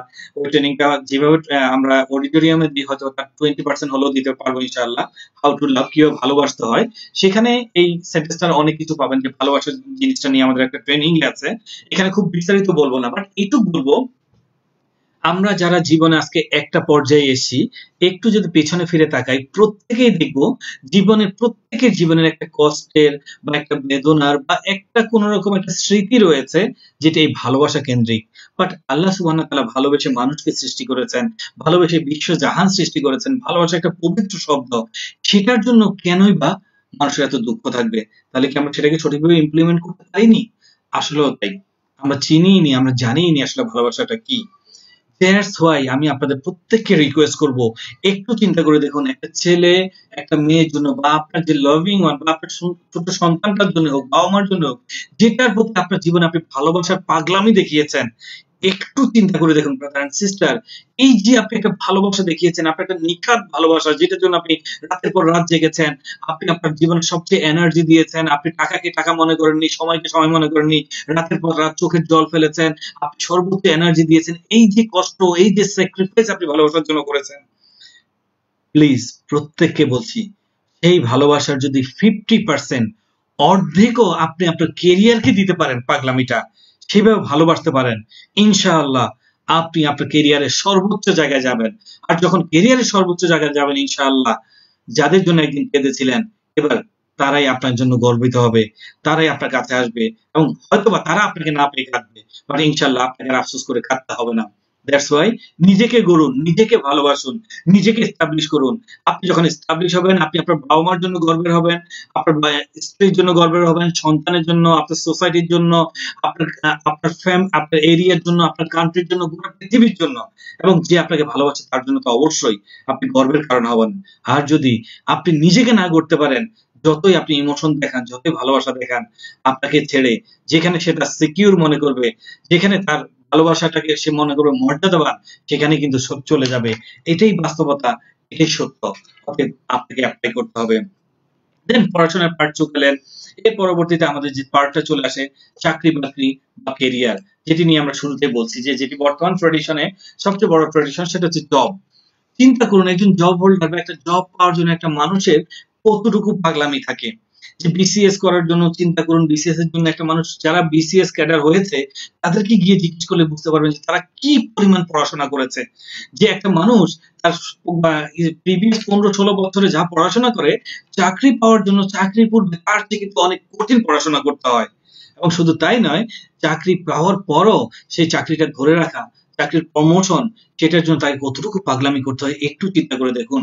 আপনার অফিস যদি সকাল 9টা টু বিকাল 5টা হয়, আপনার অফিসের এন্ট্রি টাইমটা কিন্তু আপনাকে প্রতিদিনই মেনটেন করতে হয়, এবং আপনার যতই কষ্ট হোক, যাই হোক, বাসে ঝুলে হোক, যেভাবে হোক, আপনার যত কষ্টই হোক, আপনি কিন্তু প্রতিদিন ঠিক টাইমে অফিসে যাচ্ছেন, এবং অফিস শেষ করে আপনি কিন্তু ঠিক টাইমে বেরোচ্ছেন না, একটু পরেই বেরোচ্ছেন। অফিসকে আপনি সেই সময় দিচ্ছেন। অফিসের প্রতি মাসের পর মাস, দিনের পর দিন, বছরের পর বছর আপনি যে কমিটমেন্ট আপনার শো করেছেন, কেন করেছেন? একটা প্রমোশন পাবেন, আপনার জবটা যেন না চলে যায়, আপনার মাস শেষে যেন আপনি স্যালারিটা ঠিকভাবে পান, এটার জন্য এটা করেছেন। এত পাগলামি যদি করতে পারেন, সেই কেরিয়ারের জন্য তো করেছেন, তাহলে আজকে এক্সিলেন্ট এর এত সুন্দর একটা কেরিয়ার আপনার জন্য রয়েছে। আপনি কতদিন এটার জন্য এত কমিটেড ছিলেন? কতদিন সঠিক টাইমে আপনি অফিসে গেছেন? কতদিন সঠিক টাইমে আপনি অফিস থেকে এসেছেন? কতদিন আপনি কমিটমেন্ট অনুযায়ী কাজ করেছেন? আপনি একটু চিন্তা করুন। একটু চিন্তা করলেই আপনি অ্যান্সারটা পেয়ে যাবেন। এবং আমি রিকোয়েস্ট করব সবাইকে, যারা এখন পর্যন্ত চাকরি করেন নাই, প্লিজ এক্সিলেন্টকে ফুল টাইম নেওয়ার আগে অন্তত 2 থেকে 3টা মাস চাকরি করে আসেন। 3টা মাস চাকরি করলে তখন বুঝবেন 30,000 টাকার মূল্য কি। তখন বুঝবেন যে এক্সিলেন্ট থেকে মাসে 50,000, 1 লাখ ইনকাম করেও যারা গা ছাড়া ভাব দিয়ে চলছেন, যারা মনে করছে এটা কিছুই না, এটার মূল্য যে কতটুকু আপনি তখন হাড়ে হাড়ে টের পাবেন, অন্তত 3টা মাস যদি আপনি চাকরি করেন। এজন্য অবশ্যই বলবো, আপনি আপনার সেই পাগলামিটা দেখেন। আর যারা জব করেছেন তারা তো জানেনই, তাদেরকে নতুন করে বলার কোনো কিছুই নেই। দেন জবের পর যারা জব করছেন না, তারা ব্যবসা বেছে নিচ্ছেন। চিন্তা করুন সেখানে পাগলামিটা দেখুন। এই businessman become mad for his business. একজন ব্যবসায়ী কত পাগল থাকে তার ব্যবসাটার জন্য, একটু চিন্তা করে দেখুন যে কত ধরনের পাগলামি থাকে একজন ব্যবসায়ী। একজন ব্যবসায়ী, যে ছোট ব্যবসায়ীর কথা চিন্তা করুন, একজন দোকানদার, কিন্তু সেই সকালে সবার আগে গিয়ে তার দোকানটা খোলেন, বিসমিল্লাহ বলে দোকান খোলেন, এবং দোকানটা যখন খোলেন সকালে, দুপুরে যে খাবার খাবেন ওই খাবারটা কিন্তু বেঁধে নিয়ে আসেন সাথে করে, কারণ দুপুরে যদি কাস্টমার আসে, দোকান থেকে তো বের হওয়া যাবে না, দোকানেই খেয়ে নেবেন। এবং বিকেল পেরোয়, সন্ধ্যা পেরোয়, রাত পেরোয়, রাত 9টা 10টা যখন বন্ধ টাইম, তখনও ভাবে যদি আরো 2-1টা কাস্টমার আসে, সব মানুষ যখন ঘরে ফিরে যায় তখন তিনি এবার দোকানটা বন্ধ করে তালাটা আরেকবার টেনে দেখে ঠিক মতো লেগেছে কিনা। অর্থাৎ তিনি সবার আগে যান, সবার পরে ফেরেন। এটাই তো বিজনেসম্যানের কাজ। সে তার ব্যবসা করে এর জন্য। যেখানে তার দোকানে যদি একজন স্টাফ থাকে সে কিন্তু তার টাইম যেটা ওই টাইমটা মেনটেন করবে, বাট বিজনেসম্যান কিন্তু টাইমটা মেনটেন করে না, সবার আগে যান, সবার পরে আসেন। তো ঠিক আপনি আপনার অবস্থা থেকে চিন্তা করুন। এটা বললাম ছোট বিজনেসম্যানের কথা। এবার বড় বড় বিজনেসম্যানদের কথা চিন্তা করুন। এই যে বর্তমানে করোনা পরিস্থিতিতে কত বিজনেস ডাউন খাচ্ছে, কত বিজনেসে কোটি কোটি টাকা লস যাচ্ছে, তাই বলে কি তারা ছেড়ে দিবেন? না, তারা আবার লোন করবেন, তারা আবার ইনিশিয়েটিভ নেবেন, তারা আবার বিজনেস করবেন। বিজনেসম্যান জানে তিনি 10 জায়গাতে যদি লস করেন কোনো সমস্যা নেই, আবার 5 জায়গাতে লাভ করবেন, আবার 10 জায়গাতে লাভ করবেন, আবার এভাবে ঘুরে দাঁড়াবেন। ঠিক একইভাবে আমরাও কিন্তু বিজনেস করছি ব্রাদার এন্ড সিস্টার। ঠিক ওই আমরা এখন ছোট বিজনেস করছি কারণ আমরা এখনো ওই বড় লেভেলে যাইনি, যার কারণে প্রত্যেকের প্রতি রিকোয়েস্ট থাকবে ঠিক সবার আগে আমরা বিজনেসটা শুরু করব দিনের, এবং সবার শেষে যেন আমার বিজনেসটা ক্লোজ হয়। আমার বিজনেস কিন্তু আমরা 24 ঘন্টায় চালাতে পারি কারণ আমরা ইন্টারন্যাশনালি বিজনেস করছি। আজকে বাংলাদেশে এখন যখন দিনের বেলা, তখন আমেরিকায় কিন্তু ভোর রাত। ঠিক আছে, এভাবে গোটা ওয়ার্ল্ড ওয়াইড আপনি আপনার বিজনেসটাকে ছড়িয়ে দেন। আর এই ছড়িয়ে দেওয়ার ক্ষেত্রে আমরা তো আপনার পাশে আছি। ইনশাআল্লাহ কিভাবে হেল্প করতে হয়, কিভাবে কোঅপারেট করতে আপনি বলবেন, ইনশাআল্লাহ আমরা করবো। বাট বিজনেসটাকে আপনি এভাবে ছড়িয়ে দেন, পাগলামি দেখান, ঠিক ওই ব্যবসায়ীর মতো। আপনাকে এক্সট্রাঅর্ডিনারি পাগলামি লাগবে না, সিম্পল এই যে জীবন থেকে নেওয়া পাগলামি গুলোকে আপনি কাজে লাগান। দেন চিন্তা করুন যে ওই বললাম বড় বড় বিজনেসম্যানরা আজকে লস করেছেন, বা লস করে কিন্তু তারা ছেড়ে দেননি, তারা আবার নতুন করে লোন করছেন, আবার ইনভেস্ট করছেন, আবার কাজ করছেন। ঠিক একইভাবে যারা লিডার আছেন, হয়তোবা দেখা যাচ্ছে আপনাকে কিছুটা ইনিশিয়েটিভ নিতে হবে, কিছুটা লোন করতে হবে, করে আপনার বিজনেসকে আবার রিবিল্ড করতে হবে। ইনশাআল্লাহ আপনি আবার পারবেন, আবার ঘুরে দাঁড়াবো, এবং ইনশাআল্লাহ আলহামদুলিল্লাহ আমরা ঘুরে দাঁড়াচ্ছি। কোম্পানি অলরেডি প্রোডাকশনে চলে গেছে, অলরেডি আমাদের কি বলবো গত 2 সপ্তাহ আলহামদুলিল্লাহ অত্যন্ত ভালো সেলস এসেছে আল্লাহর রহমতে, আপনাদের প্রত্যেকের কন্ট্রিবিউশনে। এবং আলহামদুলিল্লাহ আমরা কিন্তু খুব চমৎকার চমৎকার আরো কিছু মেসেজ ইনশাআল্লাহ আপনারা খুব ইমিডিয়েট পাবেন। সো আমরা বিজনেসম্যান, আমরা আমাদের বিজনেসকে এগিয়ে নিয়ে যাব। দেখুন, ক্যারিয়ারে বললাম কেউ চাকরি করছে, কেউ ব্যবসা করছে, পাশাপাশি পাগলামি কিন্তু আরো রয়েছে। চিন্তা করুন যে অনেকে তো ব্যবসা চাকরি সব বাদ দিয়ে একজন প্লেয়ার হতে চায়, খেলোয়াড় হতে চায়, বা খেলোয়াড় হয়ে কেউ ক্যারিয়ার গড়ছে। চিন্তা করতে পারেন কতটুকু পাগলামি তারা করছে? কয়জন বাপ মা আছে সন্তানকে বলবে তোর টিচার, ডক্টর, ইঞ্জিনিয়ার হওয়ার দরকার নেই, তুই খেলোয়াড় হ। তারপরেও কিন্তু কেউ না কেউ উদ্যোগ নিচ্ছে, কেউ না কেউ হচ্ছে, কেউ না কেউ আজকে গোটা বাংলাদেশকে বিশ্বের মুখে পরিচয় করে দিচ্ছে। একটু সূক্ষ্মভাবে চিন্তা করুন, যদি ভোরবেলা উঠে কখনো ধানমন্ডি মাঠে যান, অথবা এখন করেন টাইম এখন আলাদা, বাট রেগুলার টাইমে দেখবেন সেই ভোরবেলা কাক ডাকা ভোরে তারা উঠে যায় প্র্যাকটিসের জন্য। দিনের মধ্যে সারা দিন প্র্যাকটিস করে, রোদের আলোতে পুড়ে, রোদের তাপে তারা পুড়ে যাচ্ছে, বৃষ্টি পানিতে তারা ভিজছে, প্র্যাকটিস প্র্যাকটিস প্র্যাকটিস তারা করেই যাচ্ছে। বাট লক্ষ লক্ষ মানুষ প্র্যাকটিস করছে, লক্ষ লক্ষ মানুষ প্লেয়ার হওয়ার স্বপ্ন দেখছে। ব্রাদার এন্ড সিস্টার্স, মাঠে কয়জন খেলছে? মাত্র 11 জন। আর আজকে আপনি জাতীয় দলে খেলছেন মানে আগামী সারা জীবন আপনি খেলবেন, এটারও তো কোনো গ্যারান্টি নাই। এরকম শয়ে শয়ে প্লেয়ার আছে যারা জীবনে একটাই ম্যাচ খেলেছেন, তারপর আর সুযোগ পান নাই। কেউ 3টা, কেউ 5টা, তারা হারিয়ে গেছেন। এরকম এক্সেপশনাল কয়েকজন আছেন যারা বছরের পর বছর খেলে যাচ্ছেন। একটু চিন্তা করুন, প্রতি বছরে তাহলে নতুন নতুন প্লেয়ার আসছে, বাট ওই 4-5 জন কিন্তু বছর পর বছর খেলেই যাচ্ছে। তার মানে বাংলাদেশে যদি চিন্তা করেন বর্তমানে 16 কোটি বা 20 কোটি, যেটাই বলি যে 15 থেকে 20 কোটি মানুষের সাথে কম্পিটিশন দিয়ে 11টা মানুষ মাঠে যাবে। কত বড় পাগলামি তাদের মাঝে! একটু চিন্তা করতে পারেন, প্রতি 1.5 কোটি মানুষের মাঝে মাত্র একজন চান্স পাবে। সেই চান্স নিয়ে তারা প্লেয়ার হওয়ার স্বপ্ন দেখে। এক্সিলেন্টে যদি এরকম বলে দিত যে ইডি মাত্র 10 জনই হতে পারবে, স্টার মাত্র 20 জনই হতে পারবে, জিএম মাত্র 50 জনই হতে পারবে, তারপর কিন্তু হতে পারবে না। তারপরেও কেউ না কেউ এক্সিলেন্ট করতো। বাট আলহামদুলিল্লাহ যারা আছি, যত আমরা মেম্বার আছি, আজকে 2 লক্ষের উপর মেম্বার আছি, সবাই চাইলে ইডি হতে পারি। সবার জন্য উন্মুক্ত, সবার কমিশন সেম, সবার ইনসেন্টিভ সেম, সবার সবার অবস্থান থেকে সবার এখানে অধিকার সেম। কাউকে কিন্তু এক্সট্রা কোনো ফ্যাসিলিটি দেওয়া হচ্ছে না, যে যার যার মতো ততটুকু আদায় করে নিচ্ছে। একটু চিন্তা করুন, একজন প্লেয়ার তিনি আনন্দ দিচ্ছেন খেলে, একজন প্লেয়ার দেশের পরিচিতি দিচ্ছেন, বাট কতজনের কর্মসংস্থান করছেন। বাট আপনি যদি একজন এক্সিলেটের ইডি হয়ে যান, ইনশাআল্লাহ আপনার উসিলায় কমপক্ষে হলো কয়েক হাজার ফ্যামিলি ইনশাল্লাহ স্বাবলম্বী হবে, হাজার হাজার ফ্যামিলি, লক্ষ লক্ষ ফ্যামিলি স্বপ্ন দেখবে ইনশাল্লাহ, হাজার হাজার মায়ের মুখে হাসি ফুটবে, হাজার হাজার মায়ের আঁচল গড়ে উঠবে বাংলাদেশের বিভিন্ন জায়গায়। আমরা সবাই জানি মায়ের আঁচল কি, আমাদের এমডি স্যারের দেখিয়ে দেওয়া স্বপ্ন যে আমরা যখন একটি অবস্থানে যাব, যখন আমরা স্টার হব, ইনশাল্লাহ আমরা মায়ের আঁচল নামে মায়ের জন্য একটি বাড়ি করে মাকে গিফট করব। আলহামদুলিল্লাহ সেই মায়ের আঁচল কিন্তু বাংলার বুকে আজকে অনেকগুলো দাঁড়িয়ে গেছে, আরো দাঁড়ানোর প্ল্যান চলছে, ইনশাল্লাহ সামনে আরো দাঁড়াবে। তো চিন্তা করুন, আমরাও প্লে করছি, আমরাও খেলছি, বাট আমরা এমন একটা খেলা খেলছি যেখানে গোটা পৃথিবীর মানুষ এখান থেকে উপকৃত হবে ইনশাল্লাহ, সবাই সার্ভিস পাবে। আমি প্লেয়ারদেরকে অবশ্যই সম্মান জানাচ্ছি, বাট একজন নেটওয়ার্কারকে আমি তার চেয়ে অনেক বেশি সম্মান জানাচ্ছি।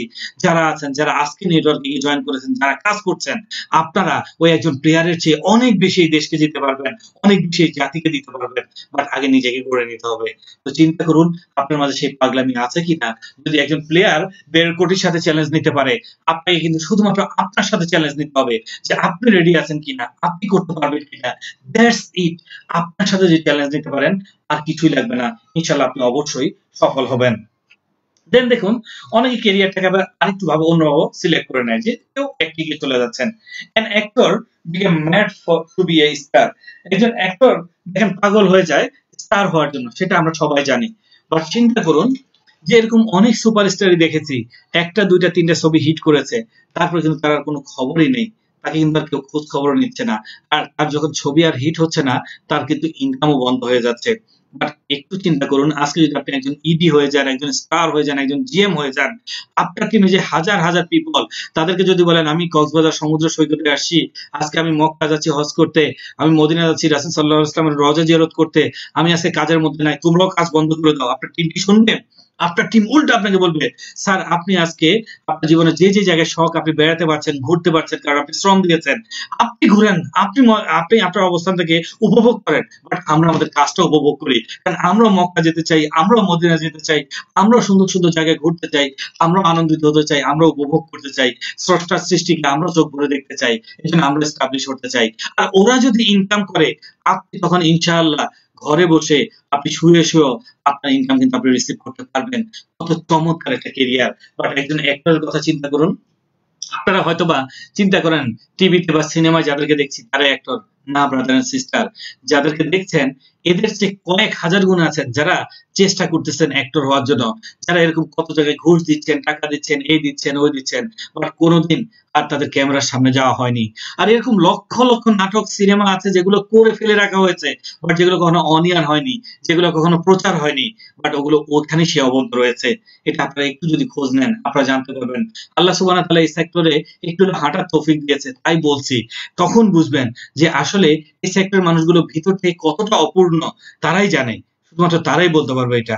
অতএব আমি তাদেরকেও সম্মান করছি, তারাও সোসাইটিকে চেষ্টা করছে, এর মাঝে ভালো কিছু হয় না হয়, তারাও মানুষকে চেষ্টা করছে ভালো মেসেজ দেওয়ার, তারা উদ্যোগ নিচ্ছেন, সবাইকে আমি বলছি না, তারাও উদ্যোগ নিচ্ছেন। বাট একটু চিন্তা করুন, একজন অ্যাক্টর কয়টা কর্মসংস্থান করতে পেরেছেন, একজন অ্যাক্টর কয়টা মায়ের মুখে হাসি ফোটাতে পেরেছেন, একজন অ্যাক্টর কতজনকে তার গাড়ি বাড়ি, তার মায়ের আঁচল করার জন্য হেল্প করতে পেরেছেন।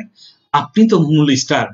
আজকে আপনি যারা এক্সিলেন্টে জয়েন করেছেন, আপনি হচ্ছেন একজন অ্যাক্টর, আপনি অ্যাক্ট করছেন, আপনি পরিচিত, আপনি অ্যাক্টিং করছেন এমডি চরিত্রে, আপনি হচ্ছেন কোম্পানির আনোয়ার এস রয়্যাল রানা। আপনি আপনি আপনার কোম্পানিকে এগিয়ে নিয়ে যান, আপনি একটা অ্যাক্ট করেন, আপনি এখানে স্টার হন, ইনশাল্লাহ আপনি স্টার হবেন প্রত্যেকটা মায়ের মনিকোঠায়, প্রত্যেকটা মানুষের স্বপ্নের, প্রত্যেকটা মানুষের চাওয়ায় পাওয়ায়, প্রত্যেকটা মানুষের ভালোবাসায় আপনি অরিজিনাল ভালোবাসা পাবেন, আপনি ইনফিনিটি ভালোবাসা পাবেন, আপনি দোয়া পাবেন ইনশাআল্লাহ, হাজার হাজার মায়ের, লক্ষ লক্ষ মানুষের ইনশাআল্লাহ দোয়া ভালোবাসা পাবেন, আপনি সেরকম একজন স্টার হতে পারবেন।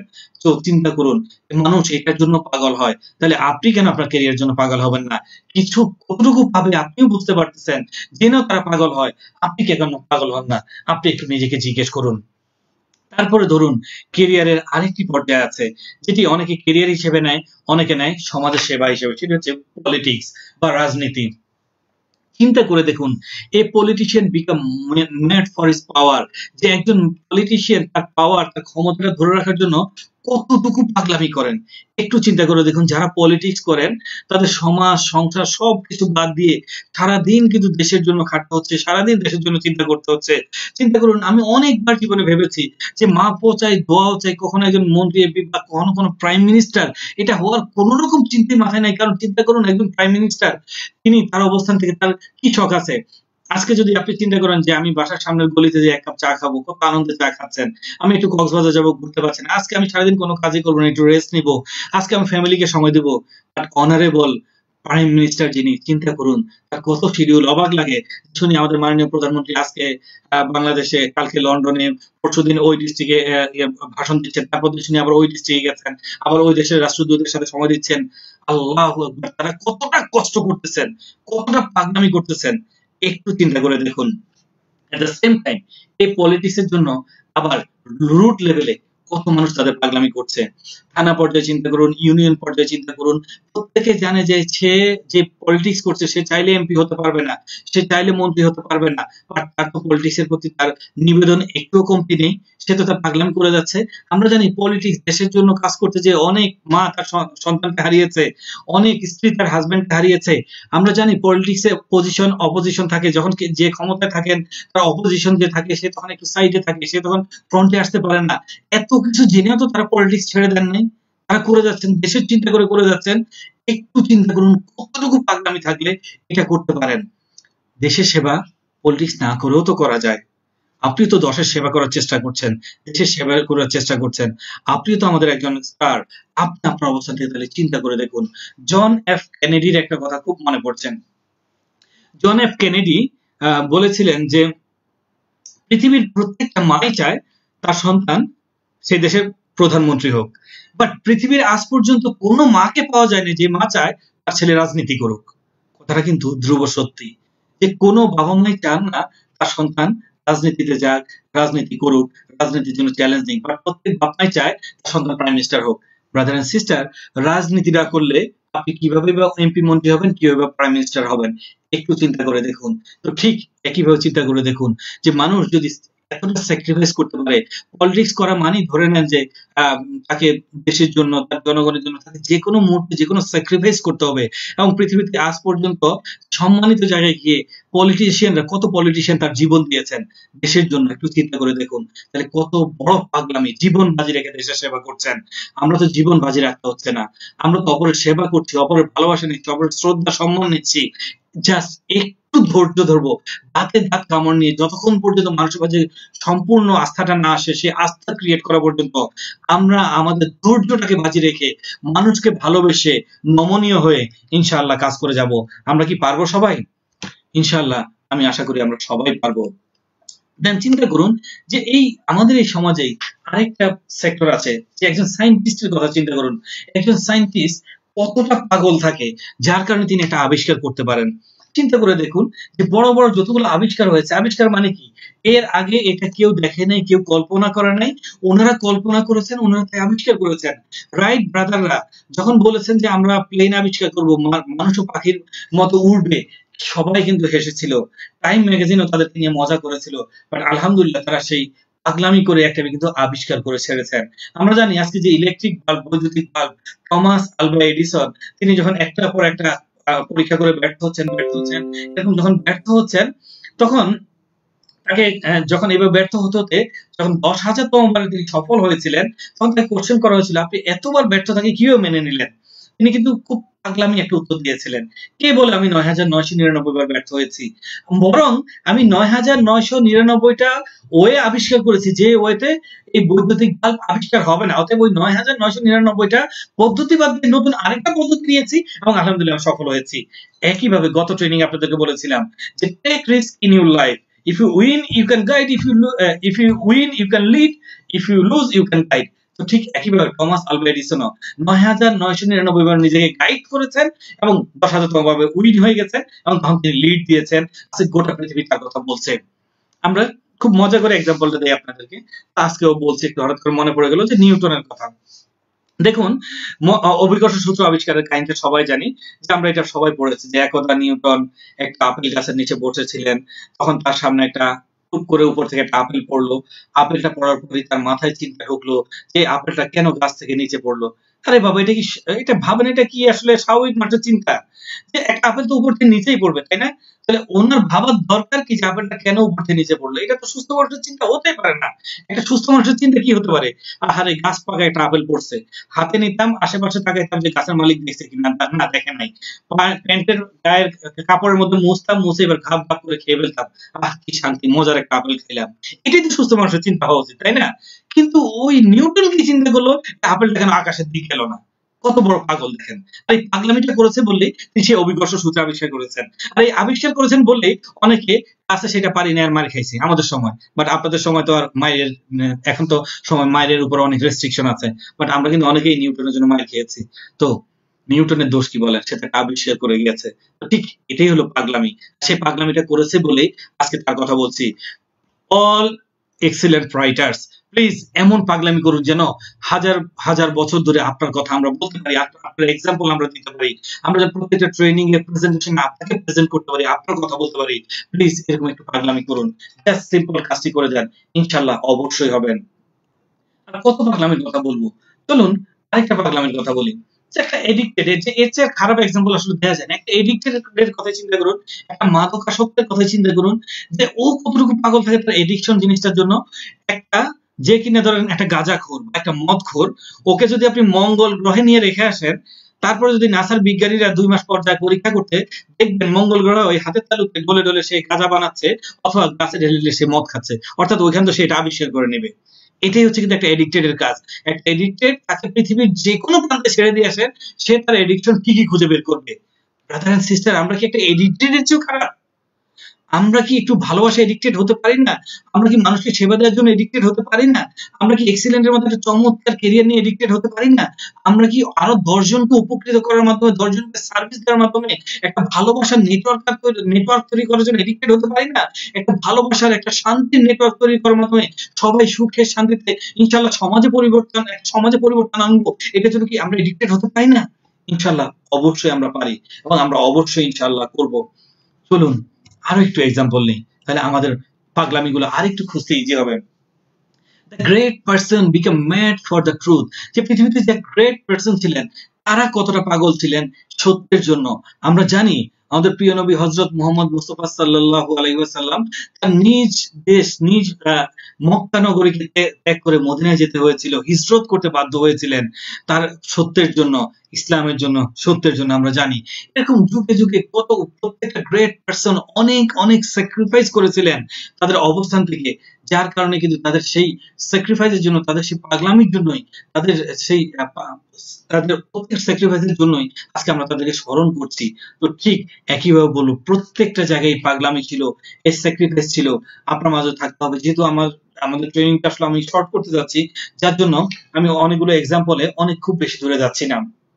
তো চলুন এবার আমাদের টার্ন, আমাদের সময় আমরা জেনে গেলাম পৃথিবীর পাগলামিগুলোকে, এবার আমরা আমাদের পাগলামি নিয়ে রেডি হই। চলুন আমরা আমাদের পাগলামি, be a mad for your success, আপনার সাকসেসের জন্য আপনাকে পাগল হতে হবে। বলা হচ্ছে ইচ্ছা থাকলেই উপায় হয়। একটা কথা আছে, where there is a will there is a way. আমি আমার অবস্থান থেকে এই কথায় কখনো এগ্রি করি না, এটা অনেক আগের যুগের কথা। ইচ্ছা থাকলে কখনো উপায় হয় না, সিদ্ধান্ত নিলে উপায় হয়। আমার ইচ্ছা আছে এটা করবো, করলাম না, তাহলে কিভাবে উপায় হলো? হলো না। সিদ্ধান্ত নিয়ে নেন, এখন থেকে সিদ্ধান্ত নেন, সিদ্ধান্ত নিলেই উপায় হয়, সিদ্ধান্ত নিলেই কাজ হয়। এই মুহূর্তে সিদ্ধান্ত নেন ইনশাআল্লাহ আমি এটা করবো, তাহলে অবশ্যই করবো, এবং অবশ্যই একটা ঝুঁকি নিতে হবে। আর ঝুঁকি কি, গতকাল তো আমরা সবাই দেখেছি, অতএব নতুন করে তার বলার কিছুই নাই, আমরা জেনে গেছি। সো আমরা আমাদের অবস্থান থেকে চলুন জেনে নিই আমরা এই নেটওয়ার্ক বিজনেসটাকে কেন করছি, এটা করার কারণটা কি। আমরা আমাদের অবস্থান থেকে সবাই একটু জেনে নিব যে আমরা এই নেটওয়ার্কিংটা কেন করছি, why we are doing networking. আমরা নেটওয়ার্কিং এই জন্য করছি to achieve the success of 30 years from 3 to 5 years by helping others. যে 30 বছরে অন্যরা যে সাকসেসটা পায়, আমরা 3 থেকে 5 বছরে অন্যকে হেল্প করার মাধ্যমে সেই সাকসেসটা পেতে চাই। এই জন্যই মূলত আমরা এই নেটওয়ার্ক মার্কেটিং এ কাজ করছি, আর কিছুই না। কারণ দিন যাচ্ছে, সবকিছু কিন্তু সংক্ষিপ্ত হয়ে আসছে। যারা 80-90 এর দিকে জন্মেছেন তারা জানেন সবাই যে কেউ কেমন আছে জানার জন্য ওয়েট করতে হতো 7 দিন, কারণ তখন চিঠির যুগ ছিল। বাট দেখতে দেখতে গত 10-20 বছরে কিন্তু কেউ কেমন আছে জানার জন্য সেকেন্ডের বেশি সময় লাগে না, ফোন করলে জানা যায়। তো একইভাবে আগে মানুষ যেটা 30 বছরে ইনকাম করতো, এই ডিজিটাল যুগে সেটা 3 থেকে 5 বছরে অবশ্যই ইনকাম করতে হবে। আর সেক্ষেত্রে আমাদের সেই ভালোবাসার, সেই হেল্পের নেটওয়ার্ক তৈরি করতে হবে।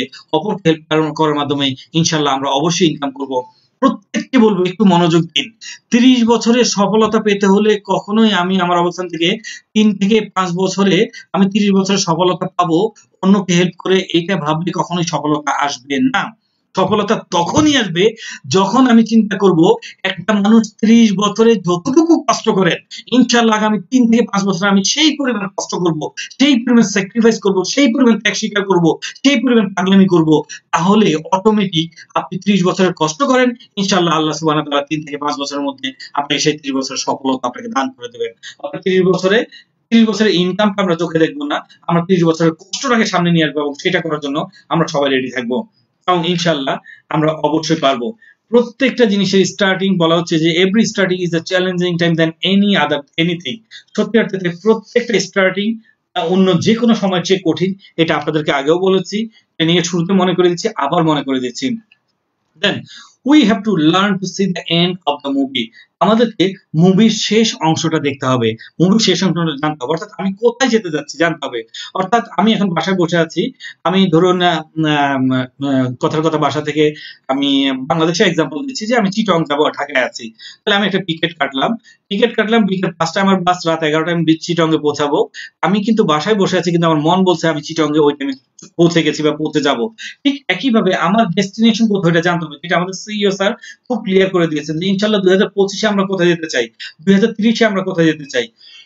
আর যখন সেই জিনিসটা আমাদের চোখে থাকবে ইনশাআল্লাহ আমাদের অন্য কিছু আমাদের কখনোই চোখে লাগবে না।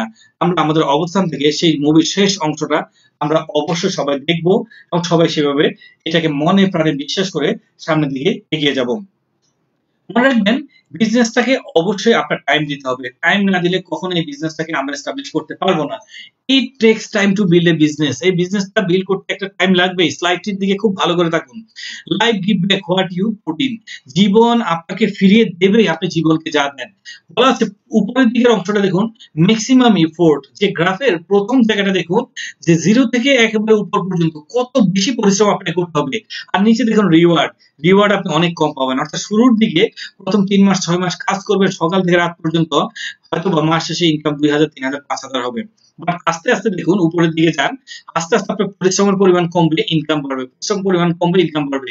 একদিন আপনি ইডি হয়ে কোম্পানির ডিরেক্টর পদে চলে আসবেন, বাট আপনার ইনকাম তখন আলহামদুলিল্লাহ ইনফিনিট আনলিমিটেড, বাট আপনাকে কাজ করতে হচ্ছে না, কারণ আপনার সাথে তখন লক্ষ লক্ষ মানুষ তাদের স্বপ্ন পূরণের জন্য কাজ করছে, আর অটোমেটিক তাদের কাজ হচ্ছে বলে আপনার কাজ হয়ে যাচ্ছে। সবাই কি আমরা আমাদের কাজ করার জন্য রেডি আছে কিনা? সবাই কি আমাদের পাগলামিটাই খুঁজে পেয়েছি কিনা? আমি আমার পাগলামিকে খুঁজে পেয়েছি কিনা? পেলে সেই পাগলামিটাকে আমি কনভার্ট করে ফেলি আমার বিজনেসে, ইনশাআল্লাহ আমরা তাহলে অবশ্যই সফল হব। আমি সর্বশেষ 10-15 মিনিট আপনাদের কাছে সর্বোচ্চ মনোযোগ চাচ্ছি, কারণ আমি সর্বোচ্চ এখন আমরা আমাদের পাগলামি যেহেতু পেয়ে গেছি, আমরা এখন আমাদের বিজনেসটা কিভাবে করবো এটা জেনে গেছি, এখন ফুল পাগলামি নিয়ে আমরা কথা বলবো এবং আমরা এগিয়ে যাব আমাদের সর্বোচ্চ এফোর্ট দেওয়ার জন্য। বলা হচ্ছে the shell must be break before the bird can fly.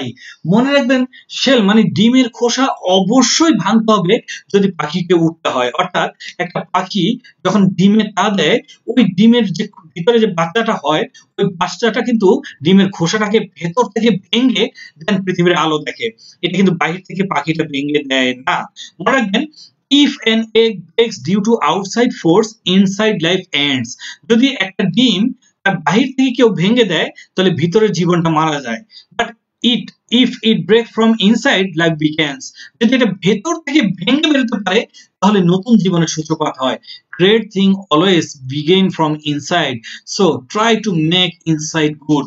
Brother and sister, এই মেসেজটার একটাই কারণ, সেটা হচ্ছে যে আপনাকে আপনার ভেতর থেকে আপনার বাহিরের যে খোলসটা আছে, যে জড়তা আছে, যে ভয় আছে, আপনার মাঝে যে লজ্জা আছে, এগুলোকে ভেঙে চুরে আপনাকেই বের হতে হবে। আপনাকে ওই পাখির বাচ্চার মতো ডিমের খোসাটাকে, আপনার চারপাশের আবরণটাকে ভেঙে আপনার নতুন আপনাকে জানান দিতে হবে, আপনাকে প্রকাশ করতে হবে, আপনাকে আপনার ওড়াটা উঠতে হবে। যদি বাহির থেকে কেউ ভেঙে দেয় আপনার সফলতাটা কিন্তু মারা যাবে। অতএব আপনাকেই করতে হবে এবং ইনশাআল্লাহ আপনি অবশ্যই পারবেন। ইনশাআল্লাহ আপনি অবশ্যই সেদিকে এগিয়ে যাবেন, আর আমরা তো আপনার সাথে সেই জন্য আছি। বলা হচ্ছে even if you are on the right track, এমন হতে পারে যদি আপনি সঠিক ট্র্যাকেও থাকেন, if you just stand over that you'll be run over, যে আপনি সঠিক রাস্তায় থেকেও আপনি যদি কাজ না করেন আপনি কিন্তু কখনোই সফল হবেন না। তার মানে এটা না যে এক্সিলেন্টে জয়েন করেছি, বলেছে 3 থেকে 5 বছর ওয়েট করলে সফল হয়ে যাবো, জয়েন করেছেন 3 বছর পর এসে বলবেন আমি সফল হলাম না কেন। স্কুলে আজকে ভর্তি হলেন, 10 বছর পর যদি বলেন যে আমি এখন কেন এসএসসি পাস করলাম না, আপনাকে কখনো মেট্রিক পাসের সার্টিফিকেট দিবে না। 1 বাই 1 ক্লাসগুলো আপনাকে পাস করতেই হবে। একইভাবে এক্সিলেন্টে জয়েন করা মানেই সফল নয়। এক্সিলেন্টে জয়েন করে আপনাকে এটা প্রোডাক্ট সম্বন্ধে জানতে হবে, বেসিক ট্রেনিং গুলো গ্রহণ করতে হবে, কিভাবে স্যাটিসফাইড করবেন মানুষকে, কিভাবে এই প্রোডাক্টের মেসেজ পৌঁছে দিবেন, কিভাবে ক্যারিয়ার গড়বেন, কিভাবে সুন্দর একটি নেটওয়ার্ক তৈরি করবেন, সেটি জেনে বুঝে কাজ করলে ইনশাআল্লাহ আপনি অবশ্যই সফল হবেন। খুব আমার প্রিয় একটা কোটেশন, আমাকে খুব নাড়া দেয় কোটেশনটা, আশা করি আপনাদের কাছে থেকে নাড়া দেবেন। You may be disappointed if you fail, but you are doomed if you don't try. You may be disappointed if you fail. হয়তোবা আপনি ডিসঅ্যাপয়েন্টেড হয়ে যাবেন, হয়তো আপনার মনটা খারাপ হয়ে যাবে, আপনি অপমান বোধ করবেন, আপনার কাছে খারাপ লাগবে যদি আপনি চেষ্টা করে ব্যর্থ হন। বাট ব্রাদার এন্ড সিস্টার্স, একটু চিন্তা করে দেখেছেন, যদি আপনি চেষ্টা না করেন আপনি তো ধ্বংস হয়ে যাবেন। আপনাকে তো চেষ্টা করতে হবে, চেষ্টা করে একদিন 2 দিন 3 দিন ব্যর্থ হলেন কোনো সমস্যা নাই। দ্যাট ইজ ট্রেনিং আমরা শিখেছি যে ঝুঁকি নিব, এই জন্য না যে সফল হয়ে যাব, ঝুঁকি নিয়ে আমি সফল হলে তো আমি লিড দিলাম, ব্যর্থ হলে নিজেকে গাইড করলাম যে আমাকে আরো নতুন নতুন ওয়ে আবিষ্কার করতে হবে, কিভাবে কাজ করব। কিন্তু যদি চেষ্টাই না করি তাহলে আমি নতুন ওয়ে আবিষ্কার করব কিভাবে। দ্যাটস ওয়াই হয়তো বা অপমানিত হব, হয়তো ডিসঅ্যাপয়েন্টেড হব, হয়তো মন খারাপ হবে, বাট আমরা থেমে যাব না, কারণ থেমে গেলে কিন্তু ধ্বংস হয়ে যাব। অতএব আমাদেরকে চেষ্টা চালাতেই হবে এবং ইনশাআল্লাহ আমরা সবাই সেই চেষ্টাটি সবার অবস্থান থেকে চালিয়ে যাব। You never get the second chance to make a first impression. মনে রাখবেন আপনি কখনোই সেকেন্ড চান্স পাবেন না ফার্স্ট ইমপ্রেশনের জন্য। অনেকে ভাবছেন যে করোনা চলে যাক তারপর সিরিয়াস হবো, ঈদের পর সিরিয়াস হবো, কালকে থেকে সিরিয়াস হবো। Tomorrow will never come. গতকালকে ট্রেনিং আমরা শিখেছিলাম ওয়ার্ক ফর টুডে, আজকের জন্য কাজ করুন, কারণ আপনি জানেন না কালকে আপনার কি ঘটছে। So you never get the second chance to make the first impression. আপনার প্রথম যে ফিলিংস আছে এই ফিলিংসটাকে ধরে রাখুন। এখন যে মনের মাঝে অবস্থাটা, মনের মাঝে যে ঝড়টা বইছে, যে পাগলামিটা আছে, এটাকে ধরে রাখুন এবং এইটাকে নিয়ে সামনের দিকে আগান, কারণ সেকেন্ড চান্স লাইফে নাও আসতে পারে। The greatest pleasure in life is doing what people say you can not do. জীবনে কিন্তু সেই কাজটা করে অনেক আনন্দের যেটা মানুষ আপনাকে বলবে যে তুমি পারবে না। কেন মানুষ বলে একটু চিন্তা করেন, কারণ মানুষ এর আগে দেখে নাই এই সেক্টরে সফল হতে, মানুষ এই সেক্টরে এর আগে কোনো সফলতা বা সাকসেস স্টোরি শুনে নাই, যার কারণে মানুষ বলবেই যে তোমার দ্বারা এটা হবে না। এই যে যতগুলো মানুষ বললো তোমার দ্বারা হবে না, যখন আপনি কষ্ট করে ধৈর্য ধরে আপনি ভালোবেসে সেই সফলতা অর্জন করে সেই মানুষগুলো গিয়ে বললেন যে আলহামদুলিল্লাহ আপনারা বলেছিলেন, বাট আপনাদের দোয়া এবং ভালোবাসা ছিল বলেই আজকে আমি পেরেছি, তখন কিন্তু সেই মানুষগুলো বলবে আমরা বলেছিলাম তুমি পারবে না, তুমি যেহেতু পেরেছ আমরাও তোমার সাথে কাজ করতে চাই। তখন দেখবেন আস্তে আস্তে আমাদের সেই গ্রহণযোগ্যতা বাড়বে, ভালোবাসা বাড়বে, মানুষের শ্রদ্ধা পাবো, ভালোবাসা পাবো এবং ইনশাআল্লাহ আমরা উপভোগ করবো আমাদের এক্সিলেন্টকে, আমাদের এক্সিলেন্ট ক্যারিয়ারকে আমরা উপভোগ করব। Little strokes fell great oaks. বলা হচ্ছে যে কুঠারের ছোট ছোট আঘাত কিন্তু বড় একটা বট গাছকে ফেলে দেয়। বড় একটা বট গাছ কিন্তু এক কোপে আমরা কাটি না, ছোট ছোট করে আঘাত করে করে করে করে তারপরে এটাকে কাটতে হয়। সাকসেসফুল মানুষরা এই প্রেসক্রিপশনটা সবাইকে দিয়ে থাকেন যে তুমি যদি সফল হতে চাও, বিশাল একটা সফলতা পেতে চাও, প্রতিদিন একটু করে কাজ করো, প্রতিদিন একটু করে কাজ করো।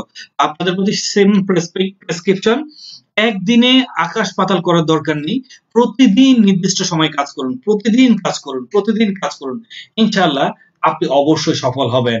সো পাগলামির জন্য রেডি হন, আপনার সফলতা আপনাকেই আনতে হবে। অথবা আপনার পাগলামিকে কনভার্ট করুন, কনভার্ট করে আপনি আপনার সফলতাকে ইনশাআল্লাহ ছিনিয়ে আনুন, এটি আমার প্রত্যাশা। Don't be afraid to take a big step if target is indicated, because you can't cross a jam into small jumps. খুবই ইন্সপায়ারিং একটা কথা, যে কখনোই ভয় পাবেন না যদি একটা টার্গেট ঠিক থাকে। আপনি একটা বিগ স্টেপ নিতে কখনো ভয় পাবেন না, বড় একটা সিদ্ধান্ত নিতে কখনো ভয় পাবেন না যদি আপনার টার্গেট সলিড থাকে। কেন? কারণ বলা হচ্ছে আপনি ছোট্ট একটা জ্যাম মানে হচ্ছে ড্রেন বা নালা, ছোট্ট একটা ড্রেন বা নালাও কিন্তু আপনি দুই লাফ দিয়ে পার হতে পারবেন না। 2 লাফ দিয়ে পার হতে চাইলে 1 লাফ দিয়ে মধ্যে পড়বে, আরেক লাফ দিয়ে পার হতে হবে। দ্যাটস ওয়াই একটা লাফ দিয়ে কিন্তু আপনাকে পার হতে হবে। এটা টার্গেট বড় হোক ছোট হোক আপনাকে একটাই ডিসিশন নিতে হবে, একটা ডোন্ট বি অ্যাফ্রেড, অর্থাৎ ভয় পাবেন না, আপনি সাহস নিয়ে আপনি আপনার কাজ শুরু করতে পারেন। কারণ যতক্ষণ পর্যন্ত আপনি চেষ্টা না করবেন আপনি জানবেন না আপনার দ্বারা কি সম্ভব। আপনাকে চেষ্টা করতে হবে, আর যখনই চেষ্টা করবেন, যখনই কাজ করে যাবেন, তখন দেখবেন আস্তে আস্তে আপনার গ্লোরি বাড়বে, আস্তে আস্তে আপনার মাঝে সেই বিশ্বাসটা তৈরি হবে, এবং তখন আপনার পাগলামি আরো বাড়বে। Be a mad for your success. কেন পাগল হবেন? Whenever you see a successful person, you see the public glories, never see the private sacrifice to reach them. আপনি যখন একজন সফল মানুষকে দেখেন, দেখেন তার কত জনপ্রিয়তা, তার সাথে মানুষ সেলফি তুলতে চায়, তার অটোগ্রাফ নিতে চায়, তার সাথে একটু কথা বলতে চায়, তার কন্ট্যাক্ট নাম্বারটা নিতে চায়, বাট ওই মানুষটা ওই সাকসেস হওয়ার জন্য যে কত স্যাক্রিফাইস করেছেন আমরা অনেকেই জানি না। তিনি তার এই স্যাক্রিফাইস, তার প্রাইভেট কতটুকু স্যাক্রিফাইস করেছেন। পৃথিবীর প্রত্যেকটা সাকসেস স্টোরির পিছনে অনেক অনেক ব্যক্তিগত অনেক কষ্ট রয়েছে, অনেক ছাড় রয়েছে, অনেক স্যাক্রিফাইস রয়েছে। ইনশাল্লাহ আমরাও সেটা করতে হবে, সেই স্যাক্রিফাইস করে আমরা আমাদের পথে এগিয়ে যেতে হবে। আর যেই পথে আগাবো এই পথটা কখনোই স্মুথ হবে না, মাথায় রাখবেন। হযরত আলী রাদিয়াল্লাহু তাআলা আনহু একটা কথা বলেছেন, if you are on the right path and you are not facing difficulties, then think for a while. যে আপনি যদি সঠিক রাস্তায় থাকেন এবং সঠিক রাস্তায় হাঁটতে গিয়ে যদি আপনি কোনো বাধার সম্মুখীন না হন, প্লিজ একটু চিন্তা করেন, একটু থামেন, আপনি হয়তো ভুল রাস্তায় আছেন। Because right path contain difficulties, সঠিক রাস্তায় অবশ্যই বাধা থাকবে। হযরত আলী রাদিয়াল্লাহু তাআলা সুন্দর একটি উপদেশ, আসলেও তাই। যে রাস্তায় কোনো বাধা নাই ওইটা আসলে সঠিক রাস্তা না, ওখানে শয়তান আপনাকে হেল্প করছে। যেটা সঠিক রাস্তা ওখানে অবশ্যই বাধা আছে, কারণ শয়তান আপনাকে বাধা দেবেই, এবং ওইটাই সঠিক রাস্তা। অতএব আমরা সঠিক রাস্তায় যখন আছি আমরা এই জন্যই বুঝতে পারবো, কারণ আমরা যখন বাধার সম্মুখীন হচ্ছি আলহামদুলিল্লাহ আমরা সঠিক রাস্তায় আছি, এবং সঠিক রাস্তাকে আমাদের কন্টিনিউ করে যেতে হবে। আমাদের সাকসেসের জন্য আমাদেরকে পাগল হতে হবে, কেউ আমাদেরকে সাকসেস এনে দেবে না। ব্রাদার এন্ড সিস্টার্স, আমাদের সাকসেসটা আমাদেরকে চিনিয়ে আনতে হবে, এবং ইনশাআল্লাহ আমরা পারবো। আর যখনই সাকসেস হয়ে যাব, একটা কথা মাথায় রাখবো সবাই, success is never permanent, failure is never final. Success এমন না যে আমি স্টার হয়ে গেছি, পার্মানেন্ট হয়ে গেছি, আজকাল আমার আর কাজ করার প্রয়োজন নেই। নো, আমার এটাকে নার্সিং করে যেতে হবে। ফেলিউর ইজ নট ফাইনাল, যে আমি আজকে ব্যর্থ হয়েছি মানে সব শেষ। নো, ফেলিউর থেকে আপনি কিন্তু একটা লেসন নিয়েছেন, একটা শিক্ষা নিয়েছেন যে ওইভাবে কাজ করলে সফল হওয়া যায় না, ডিফারেন্ট ওয়েতে ট্রাই করুন, ইনশাআল্লাহ আপনি অবশ্যই সফল হবেন। So always do not stop effort until your victory makes a history. আলহামদুলিল্লাহ, সবাই এটিকে অবশ্যই ফলো করবেন। ততক্ষণ পর্যন্ত আপনি আপনার এফোর্ট বন্ধ করবেন না, ততক্ষণ পর্যন্ত আপনি আপনার সম্পূর্ণ শক্তি দিয়ে কাজ করে যাবেন, যতক্ষণ পর্যন্ত আপনার সফলতা একটা ইতিহাস না তৈরি করে। আপনার সফলতা যখন একটা ইতিহাস তৈরি করবে, তখন ইনশাল্লাহ এইবার ভাবুন যে আপনার রেস্ট নেওয়ার সময় হয়েছে। মনে রাখবেন, there is no failure, only delay on the road to success. আসলে ব্যর্থতা বলে কিছুই নেই, শুধু সফলতার রাস্তায় কারো লাগবে 2 বছর, কারো 5 বছর, কারো 7 বছর, কারো 10 বছর, বাট ইনশাআল্লাহ সফলতা আমাদের আসবেই। সো আমরা সবাই সফলতার জন্য রেডি হয়ে যাই এবং সবাই নিজেকে প্রস্তুত করি। কারণ আবারও বলি, আমার সফলতা আমাকে চিনিয়ে আনতে হবে, আমার পাগলামি দ্বারাই, আমার সফলতাকে ভালোবেসে আমি আমার অবস্থান থেকে আমার পাগলামি দ্বারাই এটাকে অর্জন করতে হবে। তো be a mad for your success. So আপনারা কি আপনাদের সফল হওয়ার জন্য, পাগলামি করার জন্য আপনারা রেডি আছেন? যদি রেডি থাকেন, ইনশাআল্লাহ আমরা এই স্লাইডটিকে সর্বোচ্চ মনোযোগ দিয়ে আমরা উপভোগ করব। বলা হচ্ছে smooth roads never make good driver. যে স্মুথ রোড, যে রোডে কোনো জ্যাম নাই, কোনো ট্রাফিক নাই, খুব চড়া একটা রোড, সেই রোডে আপনি গাড়ি চালিয়ে কখনো ভালো ড্রাইভার হতে পারবেন না। পৃথিবীতে এই জন্যই বলা হয় পৃথিবীর সেরা ড্রাইভারদের একটা অংশ হচ্ছে বাংলাদেশি ড্রাইভাররা। কারণ বাংলাদেশি ড্রাইভাররা 4 আঙ্গুল ফাঁক পেলেও সুন্দর করে চলে যায়। এখানে পৃথিবীর অন্যান্য দেশে প্রত্যেকটা এক একটা দেশে এক একটা রাস্তায় অনেকগুলো লেন থাকে, কোন লেনে কত কিলোমিটার গতিতে গাড়ি চালাবে। ওদেরকে যদি এনে বাংলাদেশে ছেড়ে দেওয়া যায়, প্রতি ঘন্টা একটা করে অ্যাক্সিডেন্ট করবে। তো এই জন্য smooth road never makes good driver. বলা হচ্ছে smooth sea never make good sailor. শান্ত সাগরে জাহাজ চালিয়ে কখনো ভালো নাবিক হতে পারবেন না।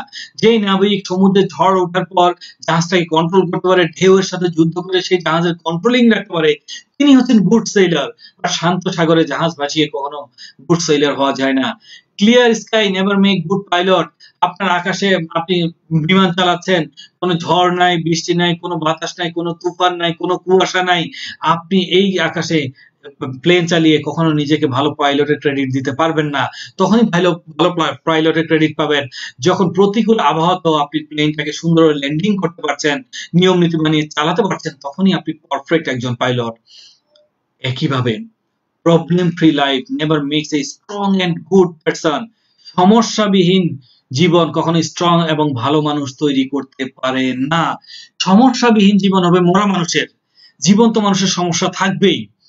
কেউ আমরা যেন ফার্মের মুরগিটা না হই। এটা এক্সাম্পলটা এর আগেও দিয়েছি, আবারও দিচ্ছি, যে ফার্মের মুরগি জীবনটা কিন্তু প্রবলেম ফ্রি জীবন। কেন চিন্তা করে দেখবেন, বাজারে যদি যান, মুরগির বাজারে খুব মজা পাবেন দেখলে, যে ফার্মের যে মুরগিগুলো আছে, সাদা মুরগিগুলো, সে খুব নাদুস নুদুস চুপচাপ থাকে আর টুকটুক করে খায়। ওরা যদি খাঁচা থেকে বের করে আপনি বাইরে ছেড়ে দেন, ও না হেঁটে হেঁটে আবার খাঁচার মধ্যে ঢুকবে। ওর মাথায় কোনো এই দুশ্চিন্তা নাই যে একটু পর আমার জবাই করে বিক্রি করে দেবে। ওর মাথায় এই টেনশন আছে, বাইরে গেলে আমি খাবার পাবো কই, এখানে তো ফ্রি ফ্রি খানা দেয়, অতএব মরার আগ পর্যন্ত যতদিন পাই ফ্রি ফ্রি খাই আর ঘুমাই। এই জন্য ও অলস মতো খায়, পেটটা ফুলে রাখে আর ঘুমায়। এই জন্য খাঁচাতে বের করে দিলে ওরা আবার খাঁচার মধ্যে ঢুকে, যদিও ওরা মেরে ফেলবে এটা ওর টেনশনে নাই। একইভাবে পাশে যে দেশি মুরগির খাঁচাটা আছে, একটু খেয়াল করে দেখেন, ওটার উপরে কত জাল টাল কত কিছু দেয়া। যখন আপনি দেশি মুরগি চান, তখন দেখবেন ওই যিনি বিক্রেতা তিনি কোনো অনেক কষ্ট করে খালি একটু গ্যাপ করে হাতটা ঢুকে একটা মুরগি বের করতে যাচ্ছেন, আর ওই ফাঁক দিয়ে যদি একটা মুরগি সুযোগ পায়, ফ্রুট করে যদি মুরগিটা বের হয়ে যায়, ওরে বাপরে বাপ, ফ্রি খানার গুল্লি মারি। ওই মুরগি যে দৌড়টা দিবে না, যাকে জীবন বাঁচা, খানা ফ্রি খানা জীবনে খাইতে পারবো, এবং গোটা বাজার দৌড়ায়, ওরা কিন্তু ধরা সম্ভব হবে না, কারণ ও জীবন বাঁচানোর জন্য দৌড়ায়। অতএব ওর কাছে কিন্তু লাইফের প্রবলেম এটা না যে আমি ফ্রি খানা খাবো, জীবনটা বাঁচানোর জন্য অনেক বড় প্রবলেম। সো ঠিক একইভাবে আপনাদেরকে বলবো, ফার্মের মুরগি হয়েন না।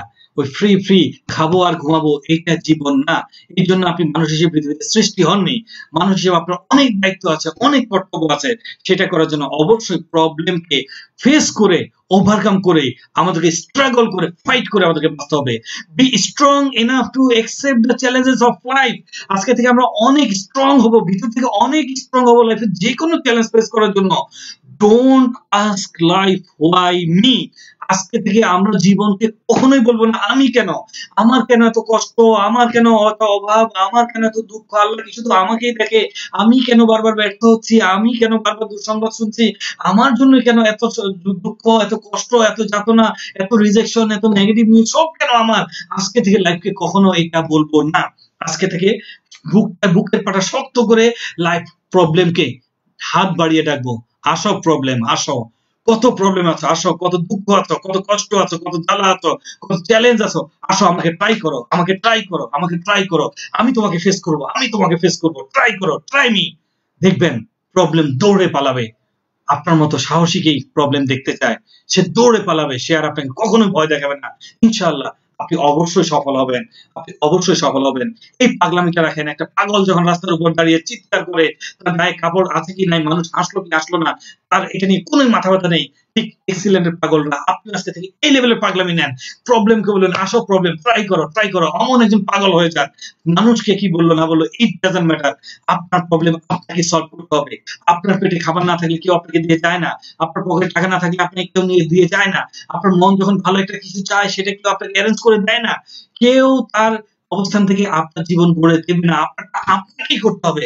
তাহলে কারো কথা, কারো মুচকি হাসি, কারো ঠাট্টা, কারো সামান্য কথায় কেন আপনি আপনার স্বপ্নকে বিসর্জন দিতেন? যদি সঠিক কাজটি করেন, যদি সঠিক আপনার বিচার বিবেক বুদ্ধি বিবেচনা যদি মনে হয় আপনি সঠিক কাজটি করছেন, তাহলে আপনাদের প্রতি রিকোয়েস্ট আজকে থেকে কখনোই অন্যকে শুনবেন না, নিজেকে শুনবেন। প্রত্যেক নিজের জীবনকে বলবেন আজকে থেকে আমি ফেস করব, আমি ট্রাই করব, ইনশাআল্লাহ আমি পারবো। আমি আজকে থেকে আমার নিজের জীবনে থেকে এই শিক্ষা নিলাম এবং এভাবে এগিয়ে যাব। সর্বশেষ আপনাদের প্রতি আমার একটা রিকোয়েস্ট থাকবে, যে রিকোয়েস্টটা আমি আশা করি সবাই আমরা মেনটেন করব। যে রিকোয়েস্ট হচ্ছে একটাই, যে যখনই আপনি কোনো whenever you see the dream, remember Almighty Allah than your parents। জীবনের যে কোনো স্বপ্ন দেখেন, সর্বপ্রথম আপনার সৃষ্টিকর্তাকে স্মরণ করুন, তাকে আপনি কেউ খুশি করতে পারেন। দেন যাদের মাধ্যমে আপনি পৃথিবীতে এসেছেন, যাদের উসিলায় পৃথিবীতে এসেছেন, আপনার সেই বাবা মা, তাদের কথা চিন্তা করুন, তারা কিভাবে স্যাটিসফাইড হবে, তারা কিভাবে খুশি হবেন। তারপরে আপনার অন্য স্বপ্নের কথা চিন্তা করুন, ইনশাআল্লাহ আপনি সফল হবেনই। আর আলহামদুলিল্লাহ এমনই একটা কোম্পানিতে এসেছি, আল্লাহর রহমত, আল্লাহ তাআলা আনোয়ার ইসমাইল স্যারকে প্রত্যেকটা ক্ষেত্রে হেফাজত করুক, প্রত্যেকটা ক্ষেত্রে হেদায়েত করুক, প্রত্যেকটা ক্ষেত্রে আল্লাহ তাআলা আমাদের পাশে থাকুক। দেখুন আমি এখান থেকে কত সুন্দর পবিত্র হজ পালনের সুযোগ পাচ্ছি, আল্লাহ সুবহানাহু ওয়া তাআলাকে খুশি করার সুযোগ পাচ্ছি, মক্কা মদিনা জিয়ারতের সুযোগ পাচ্ছি। তার পরবর্তীতে আমি স্টার হয়ে আমি মায়ের আঁচল তৈরি করার মাধ্যমে বাবা-মাকে চাবিটা বুঝিয়ে দিয়ে তাদের দোয়া ভালোবাসা নেওয়ার সুযোগ পাচ্ছি। তারপরে ইনশাআল্লাহ আমার স্বপ্নের চিন্তা। কত সুন্দর একটা প্ল্যানিং এ আমরা এগিয়ে যাচ্ছি। আলহামদুলিল্লাহ আল্লাহ তাআলা আমাদেরকে কবুল করুক এই পবিত্র রমজানে। প্রত্যেক এক্সেলেন্ট ফাইটারের জন্য দোয়া চাচ্ছি। এক্সেলেন্ট এর সাথে জড়িত যারা যেভাবে জড়িত প্রত্যেকের জন্য দোয়া চাচ্ছি। আল্লাহ সবাইকে হেফাজত করুক, হেদায়েত দান করুক, সবার ভেতরের সকল দুঃখ কষ্ট দূর করে দিক, সবার ভেতরে যত রকম খারাপ কিছু আছে দূর করে দিক, সবার ভিতরটা ভালোবাসা দিয়ে ভালো লাগা দিয়ে পরিপূর্ণ করে দিক। ইনশাআল্লাহ the dream will come true. একদিন আমাদের সবার স্বপ্ন ইনশাআল্লাহ পরিপূর্ণ হবে। সবাই ইনশাআল্লাহ একদিন একসাথে হাসবো। সবাই ইনশাআল্লাহ একদিন আল্লাহর প্রতি কৃতজ্ঞতা শুকরিয়া জ্ঞাপন করব। সবাই ইনশাআল্লাহ একদিন উপভোগ করব। সবাই ইনশাআল্লাহ একদিন এই দিনটির কথা মনে করব যেদিন আমরা পাগলামি করার সিদ্ধান্ত নিয়েছি, যেদিন আমরা সিদ্ধান্ত নিয়েছি যে আমরা এগিয়ে যাব এক্সিলেন্ট থেকে। তো সবার জন্য শুভেচ্ছা রইলো, ভালোবাসা রইলো, দোয়া রইলো। সবাই একসাথে এগিয়ে যান, সুস্থ থাকুন, ভালো থাকুন। ইনশাআল্লাহ আবার দেখা হবে আপনাদের সাথে। সে পর্যন্ত আল্লাহ হাফেজ। আসসালামু আলাইকুম।